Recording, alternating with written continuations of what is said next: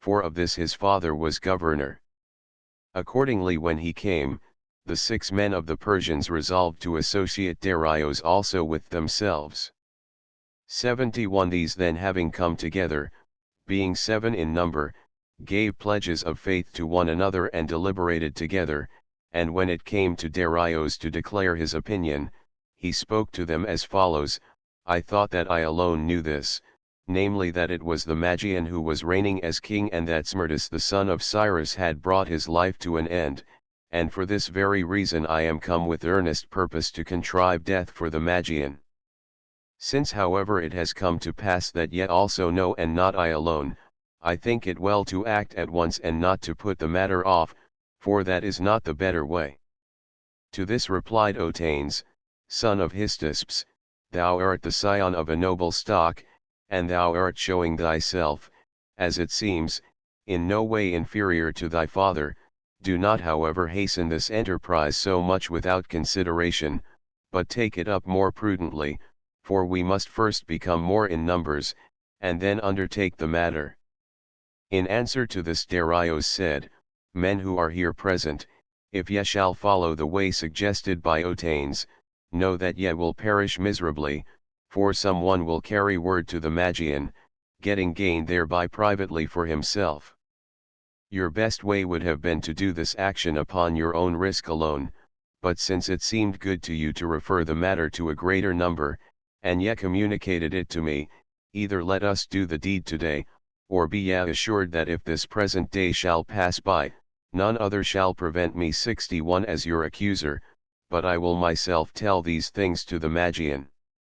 72 To this Otanes, when he saw Darius in violent haste, replied, Since thou dost compel us to hasten the matter and dost not permit us to delay, come expound to us thyself in what manner we shall pass into the palace and lay hands upon them, for that there are guards set in various parts, thou knowest probably thyself as well as we, if not from sight at least from hearsay, and in what manner shall we pass through these? Darius made reply with these words, Otanes, there are many things in sooth which it is not possible to set forth in speech, but only in deed, and other things there are which in speech can be set forth, but from them comes no famous deed. Know ye however that the guards which are set are not difficult to pass, for in the first place, we being what we are, there is no one who will not let us go by, partly, as may be supposed, from having respect for us, and partly also perhaps from fear, and secondly I have myself a most specious pretext by means of which we may pass by, for I shall say that I am just now come from the Persian land and desire to declare to the king a certain message from my father, for where it is necessary that a lie be spoken, let it be spoken, seeing that we all aim at the same object, both they who lie and they who always speak the truth. Those lie whenever they are likely to gain anything by persuading with their lies, and these tell the truth in order that they may draw to themselves gain by the truth, and that things 62 may be entrusted to them more readily. Thus, while practicing different ways, we aim all at the same thing. If however they were not likely to make any gain by it, the truth-teller would lie and the liar would speak the truth, with indifference. Whosoever then of the doorkeepers shall let us pass by of his own free will, for him it shall be the better afterwards, but whosoever shall endeavor to oppose our passage, let him then and there be marked as our enemy. 63 And after that let us push in and set about our work. 73 Then said Gobryas, Friends, at what time will there be a fairer opportunity for us either to recover our rule, or, if we are not able to get it again, to die? Seeing that we being Persians on the one hand lie under the rule of a Mede, a Magian, and that too a man whose ears have been cut off. Moreover all those of you who stood by the side of Cambyses when he was sick remember assuredly what he laid upon the Persians as he was bringing his life to an end, if they should not attempt to win back the power, and this we did not accept then, but supposed that Cambyses had spoken in order to deceive us. Now therefore I give my vote that we follow the opinion of Darius, and that we do not depart from this assembly to go any whither else but straight to attack the Magian." Thus spoke Gobryas, and they all approved of this proposal. 74 Now while these were thus taking counsel together, it was coming to pass by coincidence as follows: the Magians taking counsel together had resolved to join Prexaspes with themselves as a friend, both because he had suffered grievous wrong from Cambyses, who had killed his son by shooting him, and because he alone knew for a certainty of the death of Smerdis the son of Cyrus, having killed him with his own hands, and finally because Prexaspes was in very great repute among the Persians. For these reasons they summoned him and endeavored to win him to be their friend, engaging him by pledge and with oaths, that he would assuredly keep to himself and not reveal to any man the deception which had been practiced by them upon the Persians, and promising to give him things innumerable 64 in return. After Prexaspes had promised to do this, the Magians, having persuaded him so far, proposed to him a second thing, and said that they would call together all the Persians to come up to the wall of the palace, and bade him go up upon a tower and address them, saying that they were living under the rule of Smerdis the son of Cyrus and no other. This they so enjoined because they supposed 65 that he had the greatest credit among the Persians, and because he had frequently declared the opinion that Smerdis the son of Cyrus was still alive, and had denied that he had slain him.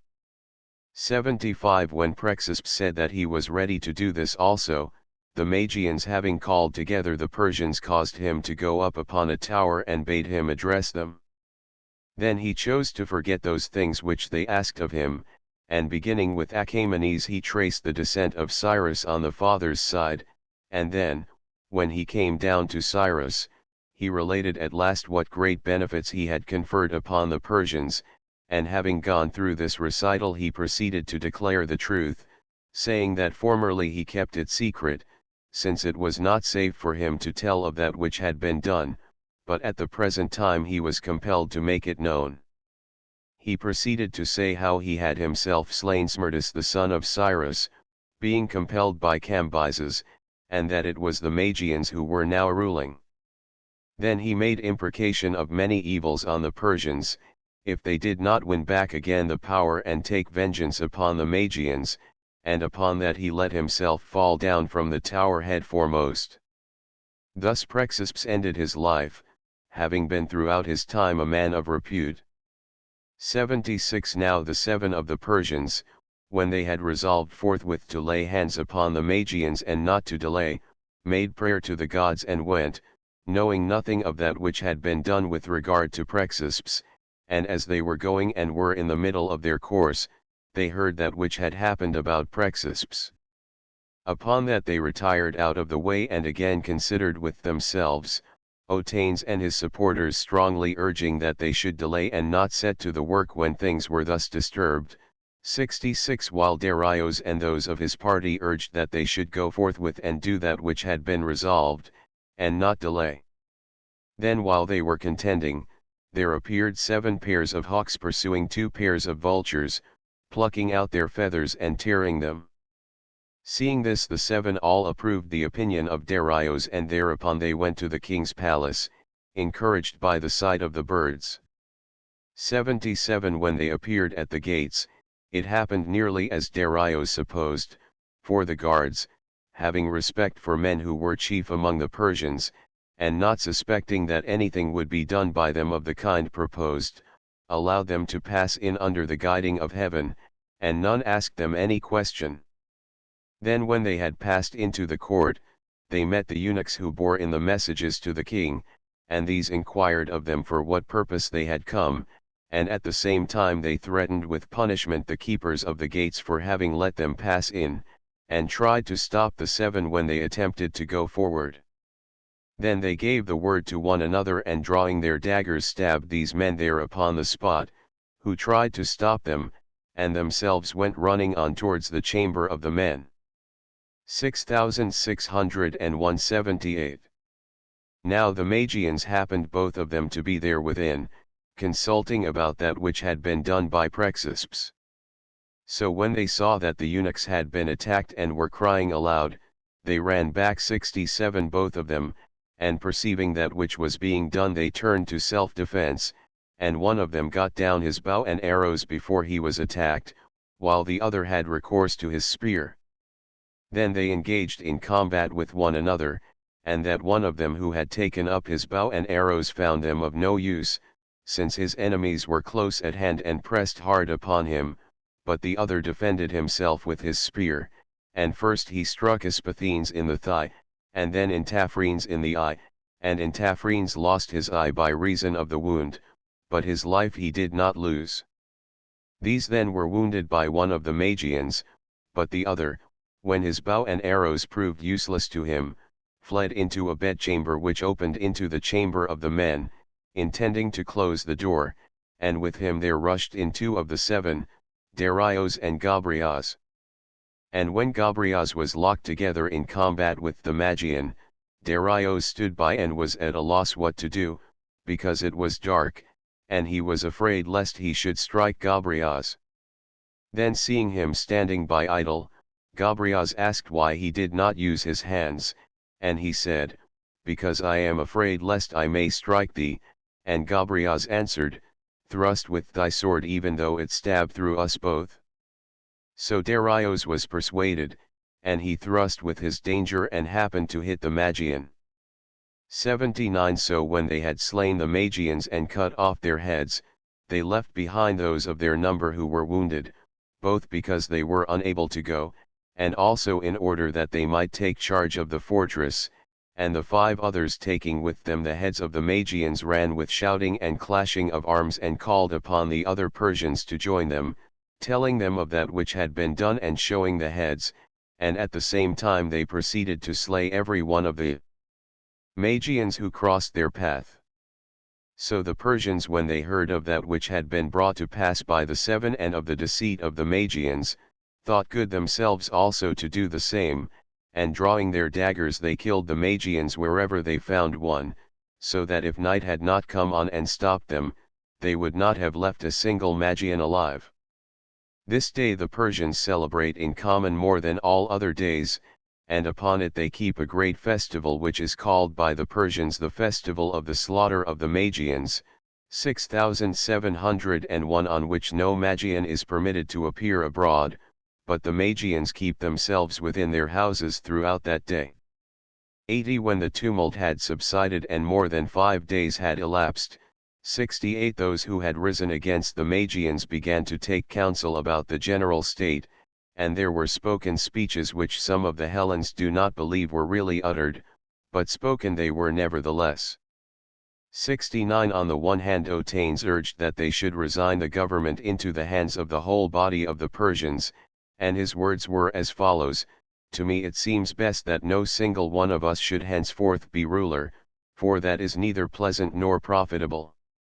Ye saw the insolent temper of Cambyses, to what lengths it went, and ye have had experience also of the insolence of the Magian, and how should the rule of one alone be a well-ordered thing, seeing that the monarch may do what he desires without rendering any account of his acts? Even the best of all men, if he were placed in this disposition, would be caused by it to change from his wonted disposition, for insolence is engendered in him by the good things which he possesses, and envy is implanted in man from the beginning, and having these 2 things, he has all vice, for he does many deeds of reckless wrong, partly moved by insolence proceeding from satiety, and partly by envy. And yet a despot at least ought to have been free from envy, seeing that he has all manner of good things. He is however naturally in just the opposite temper towards his subjects, for he grudges to the nobles that they should survive and live, but delights in the basest of citizens, and he is more ready than any other man to receive calumnies. Then of all things he is the most inconsistent, for if you express admiration of him moderately, he is offended that no very great court is paid to him, whereas if you pay court to him extravagantly, he is offended with you for being a flatterer. And the most important matter of all is that which I am about to say: he disturbs the customs handed down from our fathers, he is a ravisher of women, and he puts men to death without trial. On the other hand, the rule of many has first a name attaching to it which is the fairest of all names, that is to say equality. 70 Next, the multitude does none of those things which the monarch does. Offices of state are exercised by lot, and the magistrates are compelled to render account of their action, and finally all matters of deliberation are referred to the public assembly. I therefore give as my opinion that we let monarchy go and increase the power of the multitude, for in the many is contained everything. 81 This was the opinion expressed by Otanes, but Megabazos urged that they should entrust matters to the rule of a few, saying these words, that which Otanes said in opposition to a tyranny, let it be counted as said for me also, but in that which he said urging that we should make over the power to the multitude, he has missed the best counsel, for nothing is more senseless or insolent than a worthless crowd, and for men flying from the insolence of a despot to fall into that of unrestrained. Popular power is by no means to be endured, for he, if he does anything, does it knowing what he does, but the people cannot even know, for how can that know which has neither been taught anything noble by others nor perceived anything of itself? 71 But pushes on matters with violent impulse and without understanding, like a torrent stream. Rule of the people then let them adopt who are foes to the Persians, but let us choose a company of the best men, and to them attach the chief power, for in the number of these we shall ourselves also be, and it is likely that the resolutions taken by the best men will be the best. 82 This was the opinion expressed by Megabazos,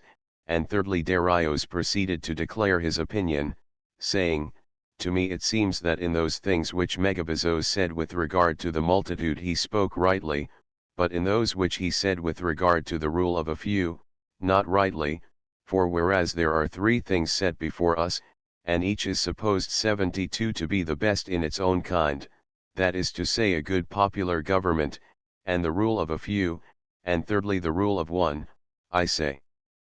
that this last is by far superior to the others, for nothing better can be found than the rule of an individual man of the best kind, seeing that using the best judgment he would be guardian of the multitude without reproach, and resolutions directed against enemies would so best be kept secret. In an oligarchy however it happens often that many, while practicing virtue with regard to the commonwealth, have strong private enmities arising among themselves, for as each man desires to be himself the leader and to prevail in councils, they come to great enmities with one another, whence arise factions among them, and out of the factions comes murder, and from murder results the rule of one man, and thus it is shown in this instance by how much that is the best. Again, when the people rules, it is impossible that corruption 73 should not arise, and when corruption arises in the commonwealth, there arise among the corrupt men not enmities but strong ties of friendship, for they who are acting corruptly to the injury of the commonwealth put their heads together secretly to do so. And this continues so until at last someone takes the leadership of the people and stops the course of such men. By reason of this the man of whom I speak is admired by the people, and being so admired he suddenly appears as monarch. Thus he too furnishes herein an example to prove that the rule of one is the best thing. Finally, to sum up all in a single word, whence arose the liberty which we possess, and who gave it to us? Was it a gift of the people or of an oligarchy or of a monarch? I therefore am of opinion that we, having been set free by one man, should preserve that form of rule, and in other respects also that we should not annul the customs of our fathers which are ordered well, for that is not the better way. 83 These three opinions then had been proposed, and the other 4 men of the 7 gave their assent to the last. So when Otanes, who was desirous to give equality to the Persians, found his opinion defeated, he spoke to those assembled thus, Partisans, it is clear that some one of us must become king, selected either by casting lots, or by entrusting the decision to the multitude of the Persians and taking him whom it shall choose, or by some other means. I therefore shall not be a competitor with you, for I do not desire either to rule or to be ruled, and on this condition I withdraw from my claim to rule, namely that I shall not be ruled by any of you, either I myself or my descendants in future time. When he had said this, the 6 made agreement with him on those terms, and he was no longer a competitor with them, but withdrew from the assembly, and at the present time this house remains free alone of all the Persian houses, and submits to rule only so far as it wills to do so itself, not transgressing the laws of the Persians. 84 The rest however of the 7 continued to deliberate how they should establish a king in the most just manner, and it was resolved by them that to Otanes and his descendants in succession, if the kingdom should come to any other of the 7, there should be given as special gifts a Median dress every year and all those presents which are esteemed among the Persians to be the most valuable, and the reason why they determined that these things should be given to him, was because he first suggested to them the matter and combined them together. These were special gifts for Otanes, and this they also determined for all in common, namely that any one of the 7 who wished might pass into the royal palaces without any to bear in a message, unless the king happened to be sleeping with his wife, and that it should not be lawful for the king to marry from any other family, but only from those of the men who had made insurrection with him. And about the kingdom they determined this, namely that the man whose horse should first neigh at sunrise in the suburb of the city when they were mounted upon their horses, he should have the kingdom. 85 Now Darius had a clever horsekeeper, whose name was Oibares. To this man, when they had left their assembly, Darius spoke these words: Oibares, we have resolved to do about the kingdom thus, namely that the man whose horse first neighs at sunrise, when we are mounted upon our horses he shall be king. Now therefore, if thou hast any cleverness, contrive that we may obtain this prize, and not any other man. Oibares replied thus: If, my master, it depends in truth upon this whether thou be king or no, have confidence so far as concerns this and keep a good heart, for none other shall be king before thee, such charms have I at my command. Then Darius said, If then thou hast any such trick, it is time to devise it and not to put things off, for our trial is tomorrow. Oibares therefore hearing this did as follows: when night was coming on he took one of the mares, namely that one which the horse of Darius preferred, and this he led into the suburb of the city and tied her up. Then he brought to her the horse of Darius, and having for some time led him round her, making him go so close by so as to touch the mare, at last he let the horse mount. 86 Now at dawn of day the 6 came to the place as they had agreed, riding upon their horses, and as they rode through by the suburb of the city, when they came near the place where the mare had been tied up on the former night, the horse of Darius ran up to the place and neighed, and just when the horse had done this, there came lightning and thunder from a clear sky, and the happening of these things to Darius consummated his claim, for they seemed to have come to pass by some design, and the others leapt down from their horses and did obeisance to Darius. 87 Some say that the contrivance of Oibares was this, but others say as follows, for the story is told by the Persians in both ways, namely that he touched with his hands the parts of this mare and kept his hand hidden in his trousers, and when at sunrise they were about to let the horses go, this Oibares pulled out his hand and applied it to the nostrils of the horse of Darius, and the horse, perceiving the smell, snorted and neighed. 88 So Darius the son of Histasps had been declared king, and in Asia all except the Arabians were his subjects, having been subdued by Cyrus and again afterwards by Cambyses. The Arabians however were never obedient to the Persians under conditions of subjection, but had become guest friends when they let Cambyses pass by to Egypt, for against the will of the Arabians the Persians would not be able to invade Egypt. Moreover Darius made the most noble marriages possible in the estimation of the Persians, for he married 2 daughters of Cyrus, Atossa and Artistone, of whom the one, Arasa, had before been the wife of Cambyses her brother and then afterwards of the Magian,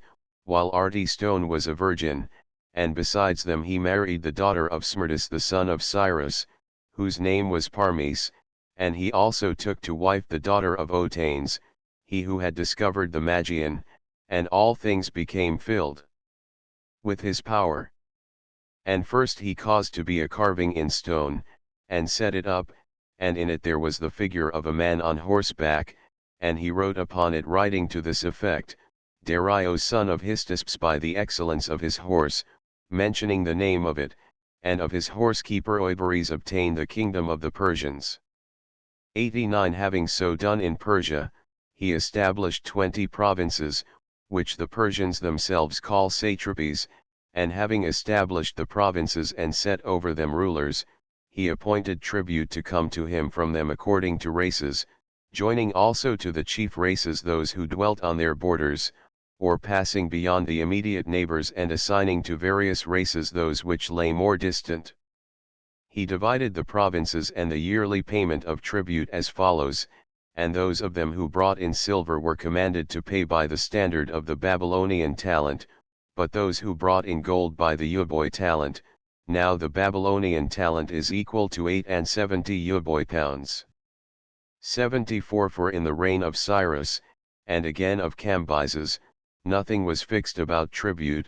but they used to bring gifts, and on account of this appointing of tribute and other things like this, the Persians say that Darius was a shopkeeper, Cambyses a master, and Cyrus a father, the one because he dealt with all his affairs like a shopkeeper, the second because he was harsh and had little regard for anyone, and the other because he was gentle and contrived for them all things good.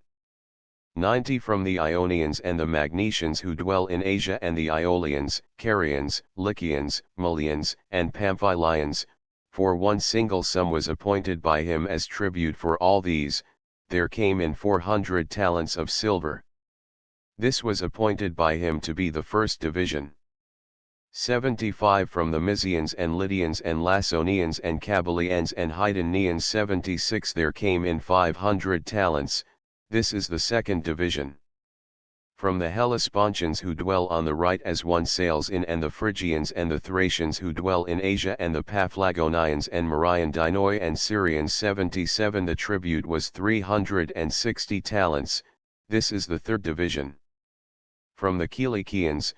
besides 360 white horses, one for every day in the year, there came also 500 talents of silver, of these 140 talents were spent upon the horsemen which served as a guard to the Kilician land, and the remaining 360 came in year by year to Darius, this is the fourth division. 91 From that division which begins with the city of Posidion, founded by Amphilokos the son of Amphiaraos on the borders of the Kilicians and the Syrians, and extends as far as Egypt, not including the territory of the Arabians, for this was free from payment, the amount was 350 talents, and in this division are the whole of Phoenicia and Syria which is called Palestine and Cyprus, this is the fifth division. From Egypt and the Libyans bordering upon Egypt, and from Cyrene and Barca, for these were so ordered as to belong to the Egyptian division, there came in 700 talents, without reckoning the money produced by the lake of Moeris,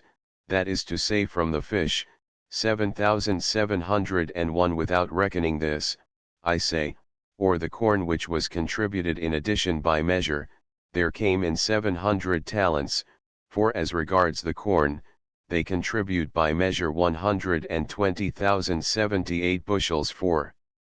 the use of those Persians who are established in the White Fortress at Memphis, and for their foreign mercenaries, this is the sixth division. The Sattagidae and Gandharians and Dodicans and Aparitai, being joined together, brought in 170 talents, this is the seventh division. From Susa and the rest of the land of the Kisaeans there came in 300, this is the eighth division.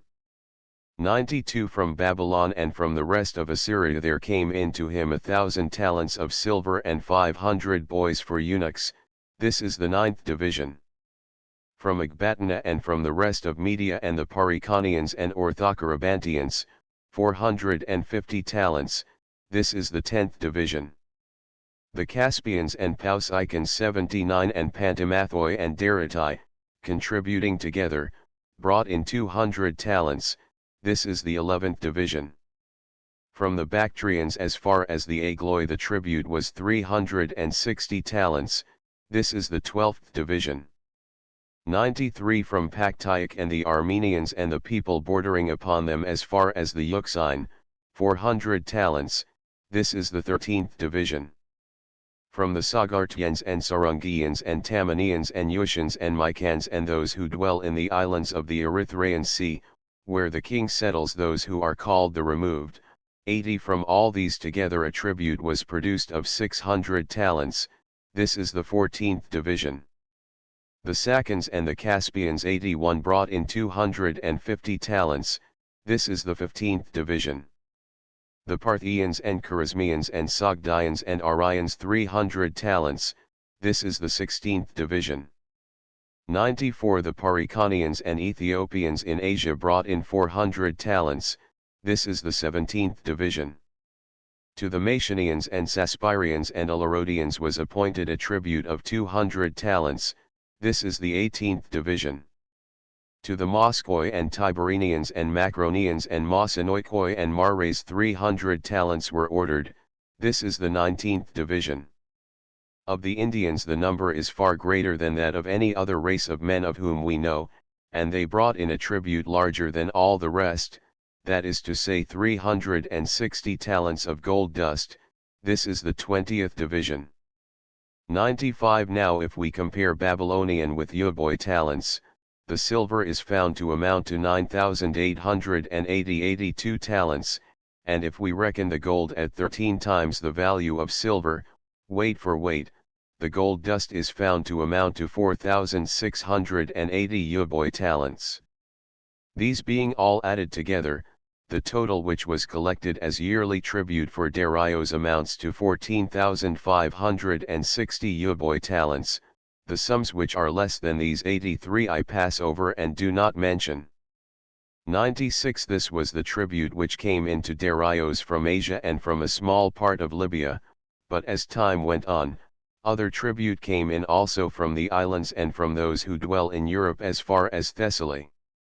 This tribute the king stores up in his treasury in the following manner: he melts it down and pours it into jars of earthenware, and when he has filled the jars he takes off the earthenware jar from the metal, and when he wants money he cuts off so much as he needs on each occasion.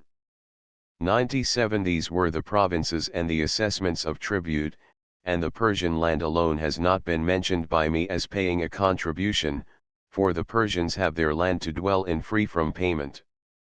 The following moreover had no tribute fixed for them to pay, but brought gifts, namely the Ethiopians who border upon Egypt, whom Cambyses subdued as he marched against the long-lived Ethiopians, those 84 who dwell about Nissa, which is called sacred, and who celebrate the festivals in honor of Dionysus. These Ethiopians and those who dwell near them have the same kind of seed as the Calantian Indians, and they have underground dwellings.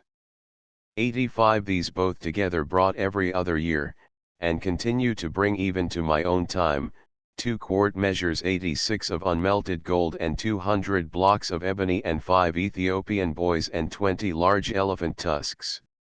The Colchians also had set themselves among those who brought gifts, and with them those who border upon them extending as far as the range of the Caucasus, for the Persian rule extends as far as these mountains, but those who dwell in the parts beyond Caucasus toward the north wind regard the Persians no longer, these, I say, continued to bring the gifts which they had fixed for themselves every 4 years 87 even down to my own time, that is to say, 100 boys and 100 maidens. Finally, the Arabians brought 1,000 talents of frankincense every year. Such were the gifts which these brought to the king apart from the tribute. 98 Now this great quantity of gold, out of which the Indians bring in to the king the gold dust which has been mentioned, is obtained by them in a manner which I shall tell. That part of the Indian land which is towards the rising sun is sand, For of all the peoples in Asia of which we know or about which any certain report is given, the Indians dwell furthest away towards the east and the sun rising, seeing that the country to the east of the Indians is desert on account of the sand. Now there are many tribes of Indians, and they do not agree with one another in language, and some of them are pastoral and others not so, and some dwell in the swamps of the river 88 and feed upon raw fish, which they catch by fishing from boats made of cane, and each boat is made of one joint of cane. These Indians of which I speak wear clothing made of rushes. They gather and cut the rushes from the river and then weave them together into a kind of mat and put it on like a corslet. 99 others of the Indians, dwelling to the east of these, are pastoral and eat raw flesh. These are called Padayans, and they practice the following customs whenever any of their tribe falls ill, whether it be a woman or a man. If a man, then the men who are his nearest associates put him to death, saying that he is wasting away with the disease and his flesh is being spoiled for them. 89 And meanwhile he denies stoutly and says that he is not ill, but they do not agree with him, and after they have killed him they feast upon his flesh. But if it be a woman who falls ill, the women who are her greatest intimates do to her in the same manner as the men do in the other case. For 90 In fact, even if a man has come to old age they slay him and feast upon him, but very few of them come to be reckoned as old, for they kill every one who falls into sickness, before he reaches old age. 100 Other Indians have on the contrary a manner of life as follows: they neither kill any living thing nor do they sow any crops, nor is it their custom to possess houses, but they feed on herbs, and they have a grain of the size of millet, in a sheath, which grows of itself from the ground. This they gather and boil with the sheath, and make it their food. And whenever any of them falls into sickness, he goes to the desert country and lies there, and none of them pay any attention either to one who is dead or to one who is sick. 101 The sexual intercourse of all these Indians of whom I have spoken is open like that of cattle, and they have all one color of skin, resembling that of the Ethiopians. Moreover, the seed which they emit is not white like that of other races, but black like their skin, and the Ethiopians also are similar in this respect. These tribes of Indians dwell further off than the Persian power extends, and towards the south wind, and they never became subjects of Darius. 102 Others however of the Indians are on the borders of the city of Caspatiros and the country of Paktiak, dwelling towards the north. 91 Of the other Indians, and they have a manner of living nearly the same as that of the Bactrians. These are the most warlike of the Indians, and these are they who make expeditions for the gold. For in the parts where they live it is desert on account of the sand, and in this desert and sandy tract are produced ants, which are in size smaller than dogs but larger than foxes. For 92 There are some of them kept at the residence of the king of Persia, which are caught here. These ants then make their dwelling underground and carry up the sand just in the same manner as the ants found in the land of the Hellenes, which they themselves 93 also very much resemble in form, and the sand which is brought up contains gold. To obtain this sand the Indians make expeditions into the desert, each one having yoked together 3 camels, placing a female in the middle and a male like a trace horse to draw by each side. On this female he mounts himself, having arranged carefully that she shall be taken to be yoked from young ones, the more lately born the better. For their female camels are not inferior to horses in speed, and moreover they are much more capable of bearing weights. 103 As to the form of the camel, I do not here describe it, since the Hellenes for whom I write are already acquainted with it, but I shall tell that which is not commonly known about it, which is this: the camel has in the hind legs 4 thighs and 4 knees. 94 And its organs of generation are between the hind legs, turned towards the tail. 104 The Indians, I say, ride out to get the gold in the manner and with the kind of yoking which I have described, making calculations so that they may be engaged in carrying it off at the time when the greatest heat prevails, For the heat causes the ants to disappear underground.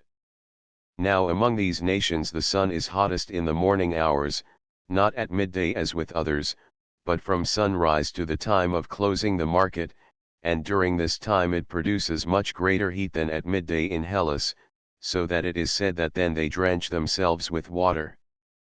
Midday however has about equal degree of heat with the Indians as with other men, while after midday their sun becomes like the morning sun with other men, and after this, as it goes further away, it produces still greater coolness, until at last at sunset it makes the air very cool indeed. 105 When the Indians have come to the place with bags, they fill them with the sand and ride away back as quickly as they can, for forthwith the ants, perceiving, as the Persians allege, by the smell, begin to pursue them, and this animal, they say, is superior to every other creature in swiftness, so that unless the Indians got a start in their course, while the ants were gathering together, not one of them would escape. So then the male camels, for they are inferior in speed of running to the females, if they drag behind or even let loose 95 from the side of the female, one after the other, 96 The females however, remembering the young which they left behind, do not show any slackness in their course. 97 Thus it is that the Indians get most part of the gold, as the Persians say. There is however other gold also in their land obtained by digging, but in smaller quantities. 106 It seems indeed that the extremities of the inhabited world had allotted to them by nature the fairest things, just as it was the lot of Hellas to have its seasons far more fairly tempered than other lands, for first, India is the most distant of inhabited lands towards the east, as I have said a little above, and in this land not only the animals, birds as well as four-footed beasts, are much larger than in other places, except the horses, which are surpassed by those of Media called Nessian, but also there is gold in abundance there, some got by digging, some brought down by rivers, and some carried off as I explained just now, and there also the trees which grow wild produce wool which surpasses in beauty and excellence that from sheep, and the Indians wear clothing obtained from these trees. 107 Then again Arabia is the furthest of inhabited lands in the direction of the midday, and in it alone of all lands grow frankincense and myrrh and cassia and cinnamon and gum mastic. All these except myrrh are got with difficulty by the Arabians. Frankincense they collect by burning the storax, which is brought thence to the Hellenes by the Phoenicians.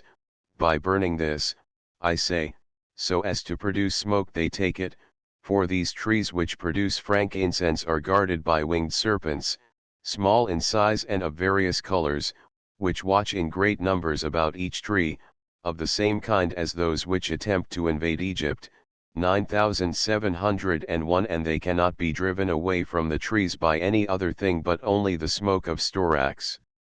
108 The Arabians say also that all the world would have been by this time filled with these serpents, if that did not happen with regard to them which I knew happened with regard to vipers, and it seems that the divine providence, as indeed was to be expected, seeing that it is wise, has made all those animals prolific which are of cowardly spirit and good for food, in order that they may not be all eaten up and their race fail, whereas it has made those which are bold and noxious to have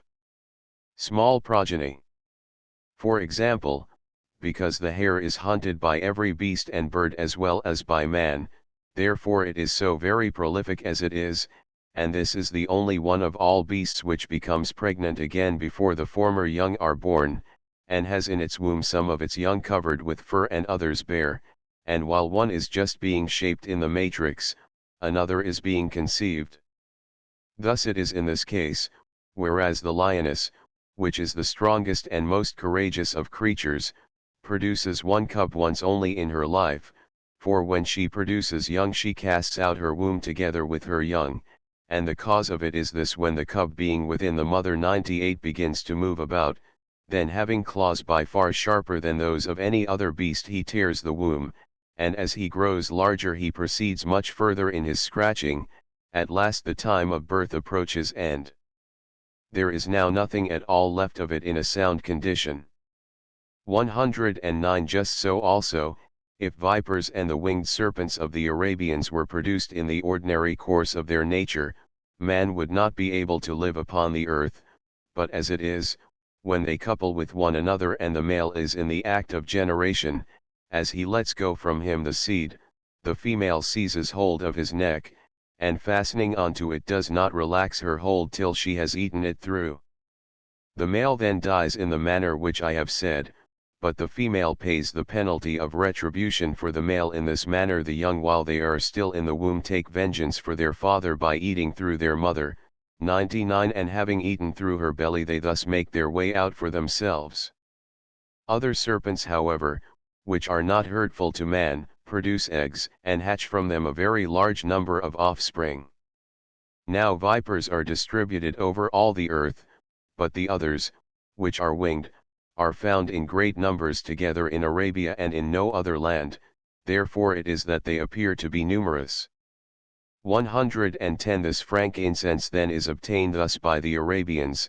and cassia is obtained as follows: they bind up in cow's hide and other kinds of skins all their body and their face except only the eyes, and then go to get the cassia. This grows in a pool not very deep, and round the pool and in it lodge, it seems, winged beasts nearly resembling bats, and they squeak horribly and are courageous in fight. These they must keep off from their eyes, and so cut the cassia. 111 Cinnamon they collect in a yet more marvelous manner than this, for where it grows and what land produces it they are not able to tell, except only that some say, and it is a probable account, that it grows in those regions where Dionysus was brought up, and they say that large birds carry those dried sticks which we have learned from the Phoenicians to call cinnamon, carry them, I say, to nests which are made of clay and stuck onto precipitous sides of mountains, which man can find no means of scaling. With regard to this then the Arabians practice the following contrivance: they divide up the limbs of the oxen and asses that die and of their other beasts of burden, into pieces as large as convenient, and convey them to these places, and when they have laid them down not far from the nests, they withdraw to a distance from them, and the birds fly down and carry the limbs 100 of the beasts of burden off to their nests, and these are not able to bear them, but break down and fall to the earth. And the men come up to them and collect the cinnamon. Thus cinnamon is collected and comes from this nation to the other countries of the world. 112 Gum mastic however, which the Arabians call latinan, comes in a still more extraordinary manner, for though it is the most sweet-scented of all things, it comes in the most evil-scented thing, since it is found in the beards of he-goats, produced there like resin from wood. This is of use for the making of many perfumes, and the Arabians use it more than anything else as incense. 113 Let what we have said suffice with regard to spices, and from the land of Arabia there blows a scent of them most marvelously sweet. They have also two kinds of sheep which are worthy of admiration and are not found in any other land. The one kind has the tail long, not less than 3 cubits in length, and if one should allow these to drag these after them, they would have sores 101 from their tails being worn away against the ground, but as it is, every one of the shepherds knows enough of carpentering to make little cars, which they tie under the tails, fastening the tail of each animal to a separate little car. The other kind of sheep has the tail broad, even as much as a cubit in breadth. 114 As one passes beyond the place of the midday, the Ethiopian land is that which extends furthest of all inhabited lands towards the sunset. This produces both gold in abundance and huge elephants and trees of all kinds growing wild and ebony, and men who are of all men the tallest, the most beautiful and the most long-lived. 115 These are the extremities in Asia and in Libya, but as to the extremities of Europe towards the west, I am not able to speak with certainty, for neither do I accept the tale that there is a river called in barbarian tongue Eridanos, flowing into the sea which lies towards the north wind, whence it is said that amber comes, nor do I know of the real existence of Tin Islands 102 from which Tin 103 comes to us, for first the name Herodotus itself declares that it is Hellenic and that it does not belong to a barbarian speech, but was invented by some poet, and secondly I am not able to hear from anyone who has been an eyewitness, though I took pains to discover this, that there is a sea on the other side of Europe. However that may be, tin and amber certainly come to us from the extremity of Europe. 116 Then again towards the north of Europe, there is evidently a quantity of gold by far larger than in any other land. As to how it is got, here again I am not able to say for certain, but it is said to be carried off from the Griffins by Eremus Pians, a one-eyed race of men. 104 But I do not believe this tale either, that nature produces one-eyed men which in all other respects are like other men. However, it would seem that the extremities which bound the rest of the world on every side and enclose it in the midst, possess the things which by us are thought to be the most beautiful and the most rare. 117 Now there is a plain in Asia bounded by mountains on all sides, and through the mountains there are 5 clefts. This plain belonged once to the Khwarezmians, and it lies on the borders of the Khwarezmians themselves, the Hyrcanians, Parthians, Sarungians, and Tamanians, but from the time that the Persians began to bear rule it belongs to the king. From this enclosing mountain of which I speak there flows a great river, and its name is Ix. This formerly watered the lands of these nations which have been mentioned, being divided into 5 streams and conducted through a separate cleft in the mountains to each separate nation, but from the time that they have come to be under the Persians they have suffered as follows: the king built up the clefts in the mountains and set gates at each cleft, and so, since the water has been shut off from its outlet, the plain within the mountains is made into a sea, because the river runs into it, and has no way out in any direction. Those therefore who in former times had been wont to make use of the water, not being able now to make use of it are in great trouble, for during the winter they have rain from heaven, as also other men have,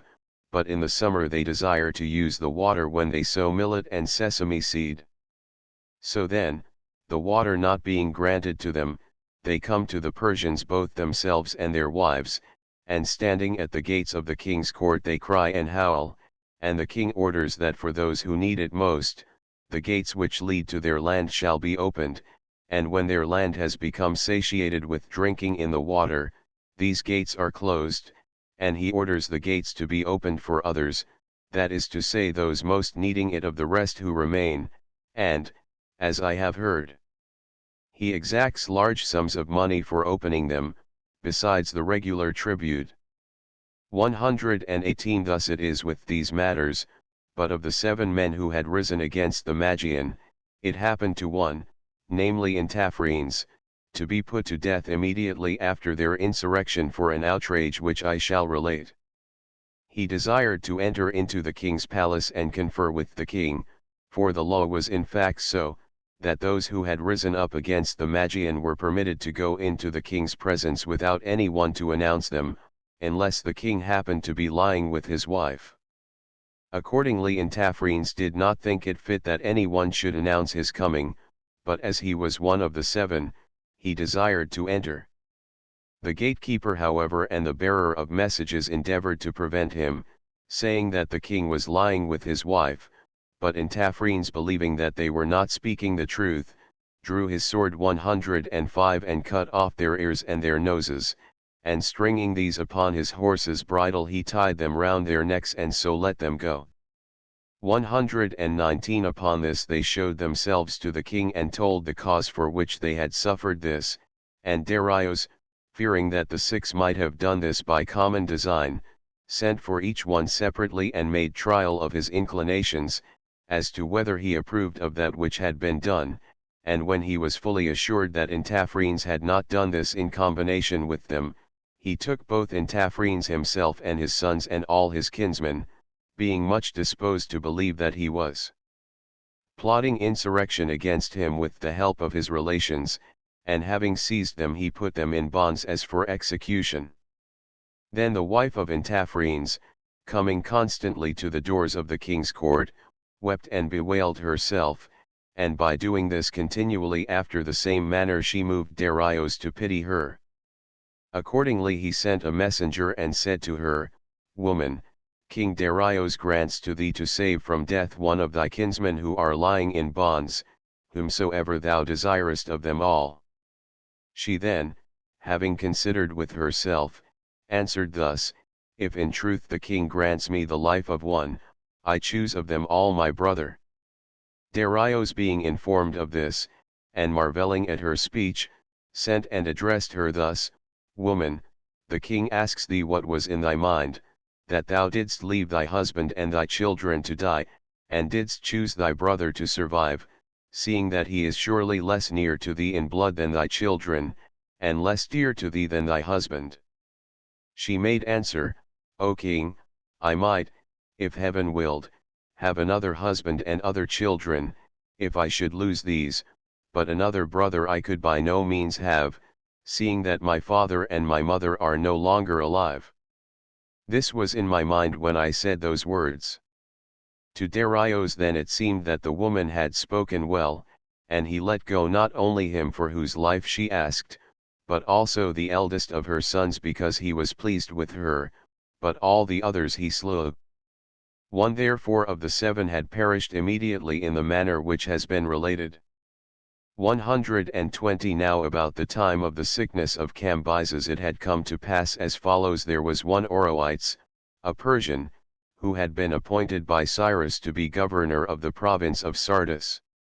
106 This man had set his desire upon an unholy thing, for though from Polycrates the Samian he had never suffered anything nor heard any offensive word nor even seen him before that time, he desired to take him and put him to death for a reason of this kind, as most who report the matter say, while Oroites and another Persian whose name was Mithrobates, ruler of the province of Daskylion, 107 were sitting at the door of the king's court,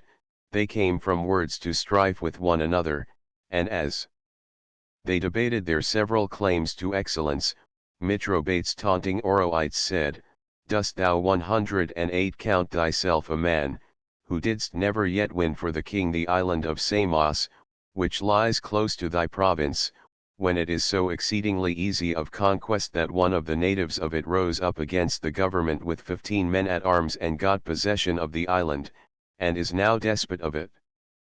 Some say that because he heard this and was stung by the reproach, he formed the desire, not so much to take vengeance on him who said this, as to bring Polycrates to destruction at all costs, since by reason of him he was ill spoken of. 121, the lesser number however of those who tell the tale say that Oroites sent a herald to Samos to ask for something or other, but what it was is not mentioned, and Polycrates happened to be lying down in the men's chamber 109 of his palace, and Anacreon also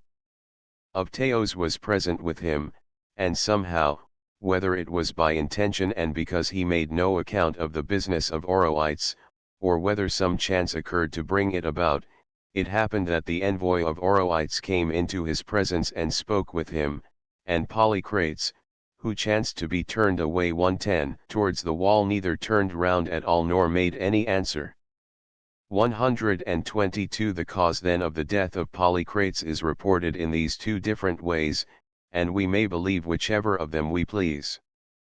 Oroites however, having his residence at that Magnesia which is situated upon the river Maeander, sent Myrsos the son of Gyges, a Lydian, to Samos bearing a message, since he had perceived the designs of Polycrates.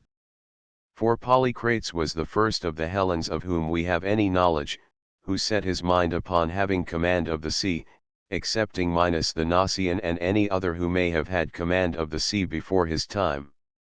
Of that which we call mortal race Polycrates was the first, and he had great expectation of becoming ruler of Ionia and of the islands. Oroites accordingly, having perceived that he had this design, sent a message to him and said thus, Oroites to Polycrates saith as follows, I hear that thou art making plans to get great power, and that thou hast not wealth according to thy high thoughts. Now therefore if thou shalt do as I shall say, thou wilt do well for thyself on the one hand, and also save me from destruction, for King Cambyses is planning death for me, and this is reported to me so that I cannot doubt it. Do thou then carry away out of danger both myself and with me my wealth, and of this keep a part for thyself and a part let me keep, and then so far as wealth may bring it about, thou shalt be ruler of all Hellas. And if thou dost not believe that which I say about the money, send some one, whosoever happens to be most trusted by thee, and to him I will show it.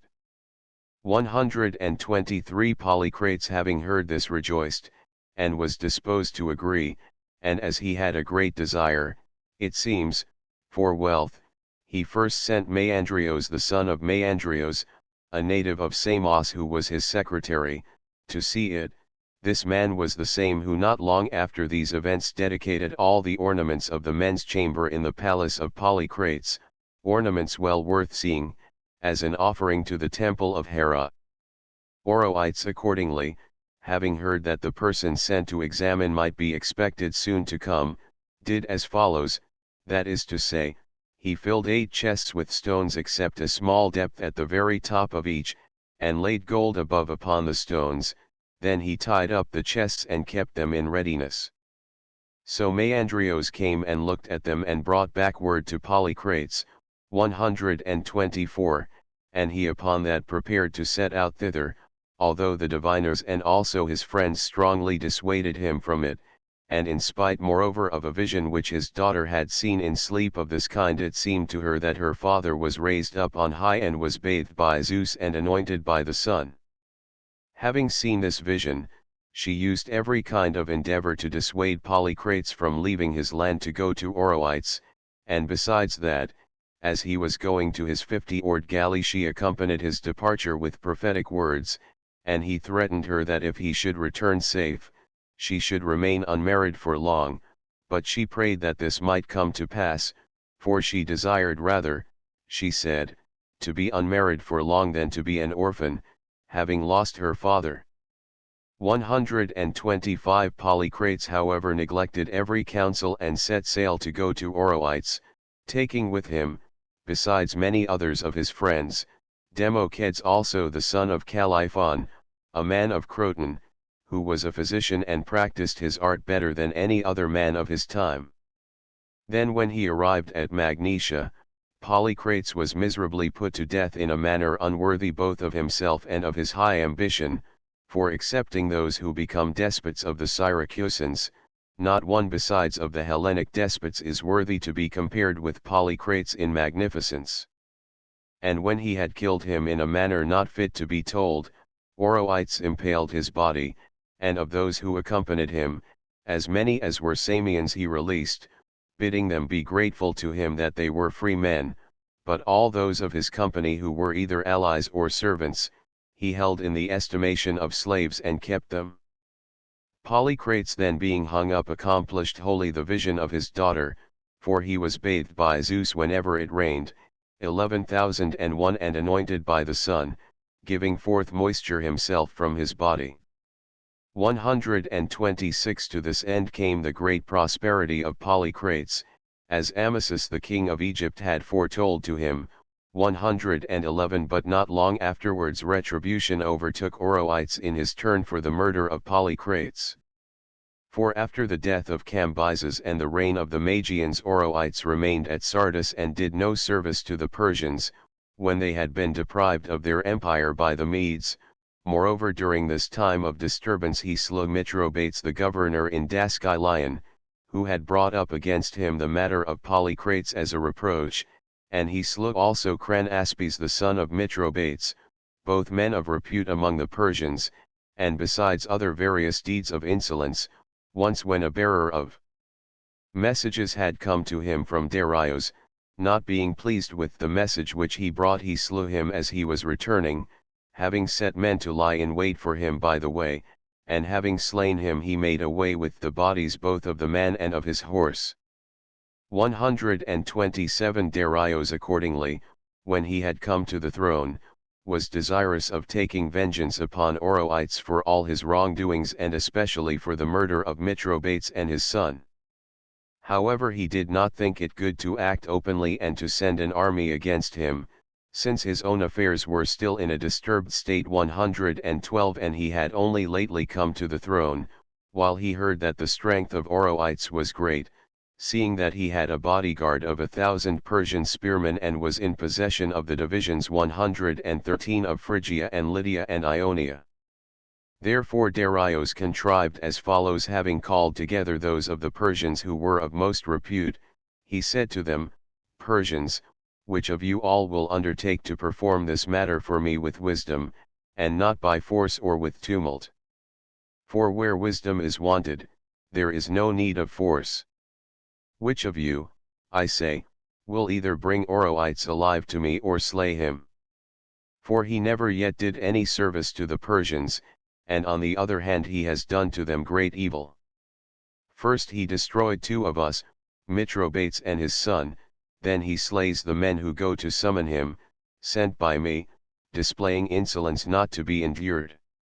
Before therefore he shall accomplish any other evil against the Persians, we must check his course by death. 128 Thus Darius asked, and 30 men undertook the matter, each one separately desiring to do it himself, and Darius stopped their contention and bade them cast lots. So when they cast lots, Bagios the son of Ardent obtained the lot from among them all. Bagios accordingly, having obtained the lot, did thus: he wrote many papers dealing with various matters and on them set the seal of Darius, and with them he went to Sardis. When he arrived there and came into the presence of Oroites, he took the covers off the papers one after another and gave them to the royal secretary to read, for all the governors of provinces have royal secretaries. Now Bagios thus gave the papers in order to make trial of the spearmen of the guard, whether they would accept the motion to revolt from Oroites, and seeing that they paid great reverence to the papers and still more to the words which were recited from them, he gave another paper in which were contained these words: Persians, King Darius forbids you to serve as guards to Oroites, and they hearing this lowered to him the points of their spears. Then Bagios, seeing that in this they were obedient to the paper, took courage upon that and gave the last of the papers to the secretary, and in it was written, King Darius commands the Persians who are in Sardis to slay Oroites. So the spearmen of the guard, when they heard this, drew their swords and slew him forthwith. Thus did retribution for the murder of Polycrates the Samian overtake Oroites. 129 When the wealth of Oroites had come or had been carried 114 up to Susa, it happened not long after, that King Darius while engaged in hunting wild beasts twisted his foot in leaping off his horse, and it was twisted, as it seems, rather violently, for the ball of his ankle joint was put out of the socket. Now he had been accustomed to keep about him those of the Egyptians who were accounted the first in the art of medicine, and he made use of their assistance then, but these by wrenching and forcing the foot made the evil continually greater. For 7 days then and 7 nights Darius was sleepless owing to the pain which he suffered, and at last on the 8th day, when he was in a wretched state, some one who had heard talk before while yet at Sardis of the skill of Democedes of Croton, reported this to Darius, and he bade them bring him forthwith into his presence. So having found him somewhere unnoticed among the slaves of Oroites, they brought him forth into the midst dragging fetters after him and clothed in rags. 130 When he had been placed in the midst of them, Darius asked him whether he understood the art,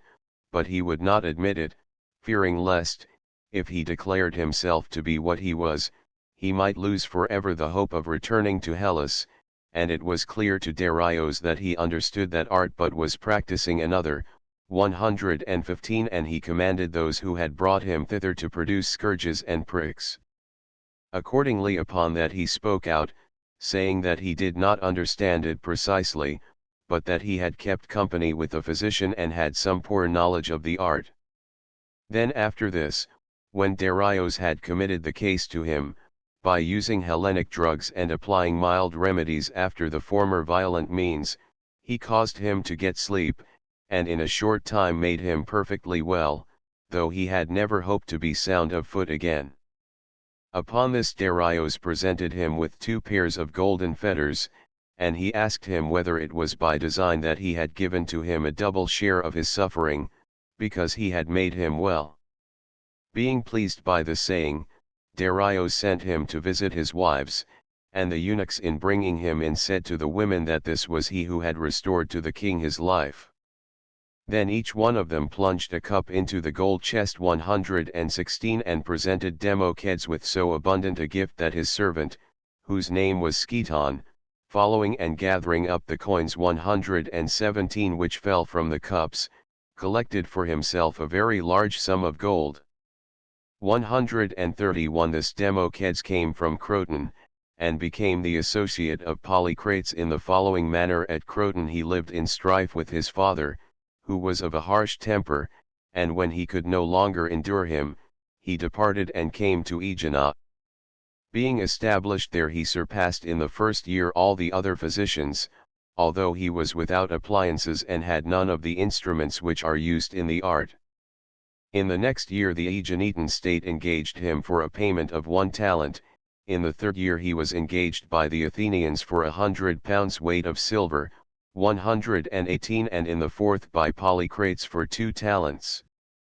Thus he arrived in Samos, and it was by reason of this man more than anything else that the physicians of Croton got their reputation, for this event happened at the time when the physicians of Croton began to be spoken of as the first in Hellas, while the Cyrenians were reputed to have the 2nd place.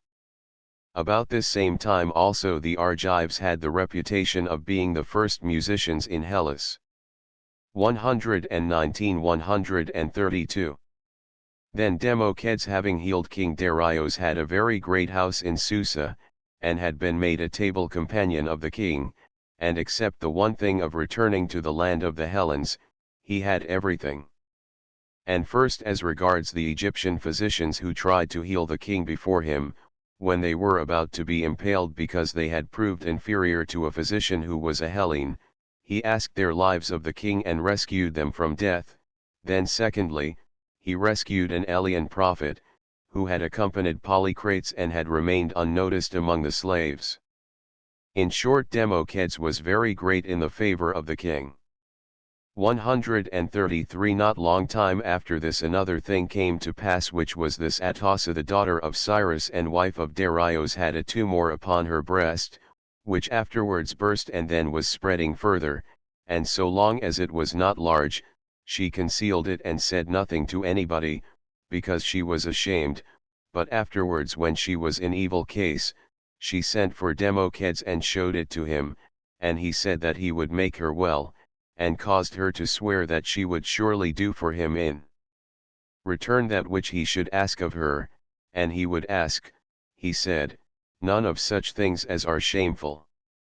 134 So when after this by his treatment he had made her well, then Atossa, instructed by Democedes, uttered to Darius in his bedchamber some such words as these: O king, though thou hast such great power, thou dost sit still, and dost not win in addition any nation or power for the Persians, and yet it is reasonable that a man who is both young and master of much wealth should be seen to perform some great deed, in order that the Persians may know surely that he is a man by whom they are ruled. It is expedient indeed in 2 ways that thou shouldest do so, both in order that the Persians may know that their ruler is a man, and in order that they may be worn down by war and not have leisure to plot against thee. For now thou mightest display some great deed, while thou art still young, seeing that as the body grows the spirit grows old also with it, and is blunted for every kind of action. Thus she spoke according to instructions received, and he answered thus: Woman, thou hast said all the things which I myself have in mind to do, for I have made the plan to yoke together a bridge from this continent to the other and to make expedition against the Scythians, and these designs will be by way of being fulfilled within a little time. Then Atossa said, Look now, forbear to go first against the Scythians, for these will be in thy power whenever thou desirest, but do thou, I pray thee, make an expedition against Hellas, for I am desirous to have Lacedaemonian women and Argive and Athenian and Corinthian, for attendants, because I hear of them by report, and thou hast the man who of all men is most fitted to show thee all things which relate to Hellas and to be thy guide, that man, I mean, who healed thy foot. Darius made answer, Woman, since it seems good to thee that we should first make trial of Hellas, I think it better to send first to them men of the Persians together with him of whom thou speakest, to make investigation, that when these have learnt and seen, they may report each several thing to us, and then I shall go to attack them with full knowledge of all. 135 Thus he said, and he proceeded to do the deed as he spoke the word, for as soon as day dawned, he summoned 15 Persians, men of repute, and bade them pass through the coasts of Hellas in company with Democedes, and take care not to let Democedes escape from them, but bring him back at all costs. Having thus commanded them, next he summoned Democedes himself and asked him to act as a guide for the whole of Hellas and show it to the Persians, and then return back, and he bade him take all his movable goods and carry them as gifts to his father and his brothers, saying that he would give him in their place many times as much, and besides this, he said, he would contribute to the gifts a merchant ship filled with all manner of goods, which should sail with him. Darius, as it seems to me, promised him these things with no crafty design, but Democedes was afraid that Darius was making trial of him, and did not make haste to accept all that was offered, but said that he would leave his own things where they were, so that he might have them when he came back. He said however that he accepted the merchant ship which Darius promised him for the presents to his brothers. Darius then, having thus given command to him also, sent them away to the sea. 136 So these, when they had gone down to Phoenicia and in Phoenicia to the city of Sidon, forthwith manned 2 triremes, and besides them they also filled a large ship of burden with all manner of goods. Then when they had made all things ready they set sail for Hellas, and touching at various places they saw the coast regions of it and wrote down a description, until at last, when they had seen the greater number of the famous places, they came to Taras 120 in Italy. There from Complaisance 121 to Democedes Aristophiledes the king of the Tarentines unfastened and removed the steering oars of the Median ships, and also confined the Persians in prison, because, as he alleged, they came as spies. While they were being thus dealt with, Democedes went away and reached Croton, and when he had now reached his own native place, Aristophiledes set the Persians free and gave back to them those parts of their ships which he had taken away. 137 The Persians then sailing thence and pursuing Democedes reached Croton, and finding him in the marketplace they laid hands upon him, and some of the men of Croton fearing the Persian power were willing to let him go, but others took hold of him and struck with their staves at the Persians, who pleaded for themselves in these words, Men of Croton, take care what ye are about, ye are rescuing a man who was a slave of King Darius and who ran away from him. How, think you, will King Darius be content to receive such an insult, and how shall this which ye do be well for you, if ye take him away from us? Against what city, think you, shall we make expedition sooner than against this, and what city before this shall we endeavor to reduce to slavery? Thus saying they did not however persuade the men of Croton, but having had Democedes rescued from them and the ship of burden which they were bringing with them taken away, they set sail to go back to Asia, and did not endeavor to visit any more parts of Hellas or to find out about them, being now deprived of their guide. This much however Democedes gave them as a charge when they were putting forth to sea, bidding them say to Darius that Democedes was betrothed to the daughter of Milan, for the wrestler Milan had a great name at the king's court, and I suppose that Democedes was urgent for this marriage, spending much money to further it, in order that Darius might see that he was held in honor also in his own country. 138 The Persians, however, after they had put out from Croton, were cast away with their ships in Iapygia, and as they were remaining there as slaves, Gelos, a Tarentine exile, rescued them and brought them back to King Darius. In return for this, Darius offered to give him whatsoever thing he should desire, and Gelos chose that he might have the power of returning to Taraz, narrating first the story of his misfortune, and in order that he might not disturb all Hellas, as would be the case if on his account a great armament should sail to invade Italy, he said it was enough for him that the men of Cnidus should be those who brought him back, without any others, because he supposed that by these, who were friends with the Tarentines, his return from exile would most easily be effected. Darius accordingly, having promised, proceeded to perform, for he sent a message to Cnidus and bade them being back Gelos to Taraz, and the men of Cnidus obeyed Darius, but nevertheless they did not persuade the Tarentines, and they were not strong enough to apply force. Thus then it happened with regard to these things, and these were the first Persians who came from Asia to Hellas, and for the reason which has been mentioned these were sent as spies. 139 After this King Darius took Samos before all other cities, whether of Hellenes or barbarians, and for a cause which was as follows: when Cambyses the son of Cyrus was marching upon Egypt, many Hellenes arrived in Egypt, some, as might be expected, joining in the campaign to make profit, 122 and some also coming to see the land itself, and among these was Siloson the son of Aeacus and brother of Polycrates, an exile from Samos. To this Siloson a fortunate chance occurred, which was this: he had taken and put upon him a flame-colored mantle, and was about the marketplace in Memphis, and Darius, who was then one of the spearmen of Cambyses and not yet held in any great estimation, seeing him had a desire for the mantle, and going up to him offered to buy it. Then Siloson, seeing that Darius very greatly desired the mantle, by some divine inspiration said, I will not sell this for any sum, but I will give it thee for nothing, if, as it appears, it must be thine at all costs. To this Darius agreed and received from him the garment. 140 Now Siloson supposed without any doubt that he had altogether lost this by easy simplicity, but when in course of time Cambyses was dead, and the 7 Persians had risen up against the Magian, and of the 7 Darius had obtained the kingdom, Siloson heard that the kingdom had come about to that man to whom once in Egypt he had given the garment at his request. Accordingly he went up to Susa and sat down at the entrance 123 of the king's palace, and said that he was a benefactor of Darius.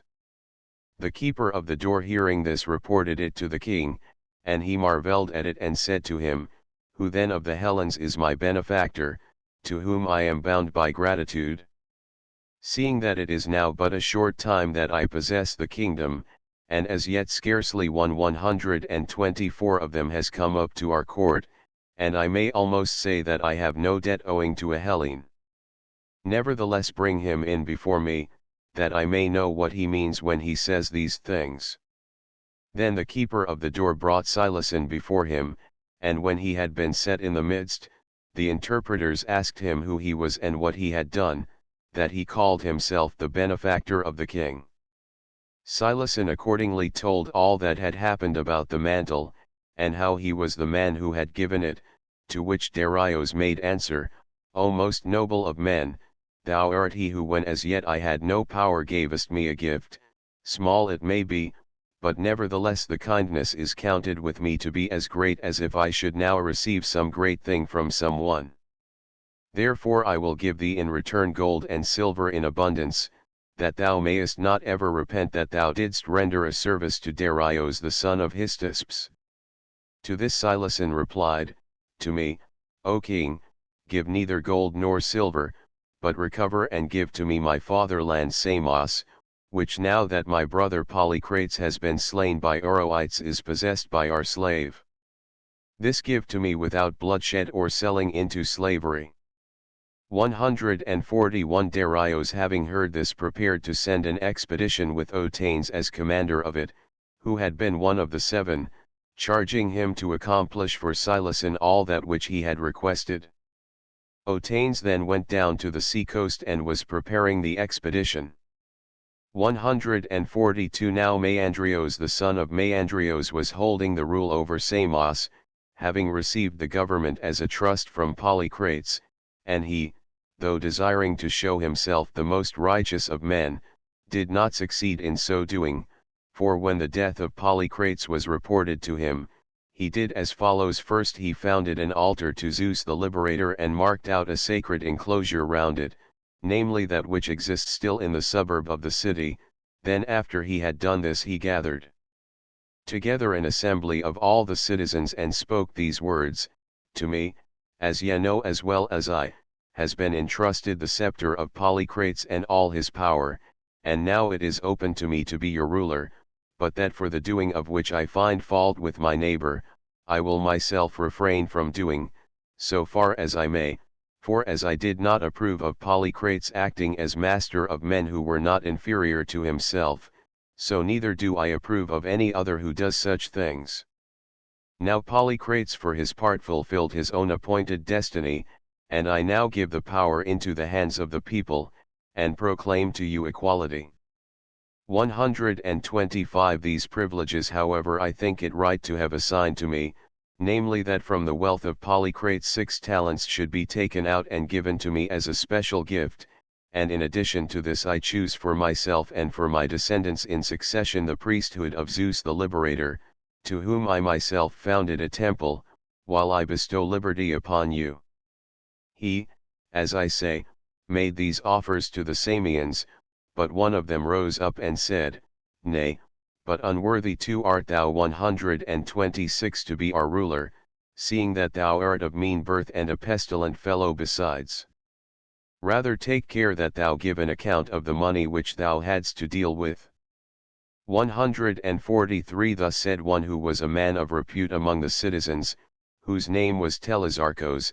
and Maandrios perceiving that if he resigned the power, some other would be set up as despot instead of himself, did not keep the purpose at all 127 of resigning it, but having retired to the fortress he sent for each man separately, pretending that he was going to give an account of the money, and so seized them and put them in bonds.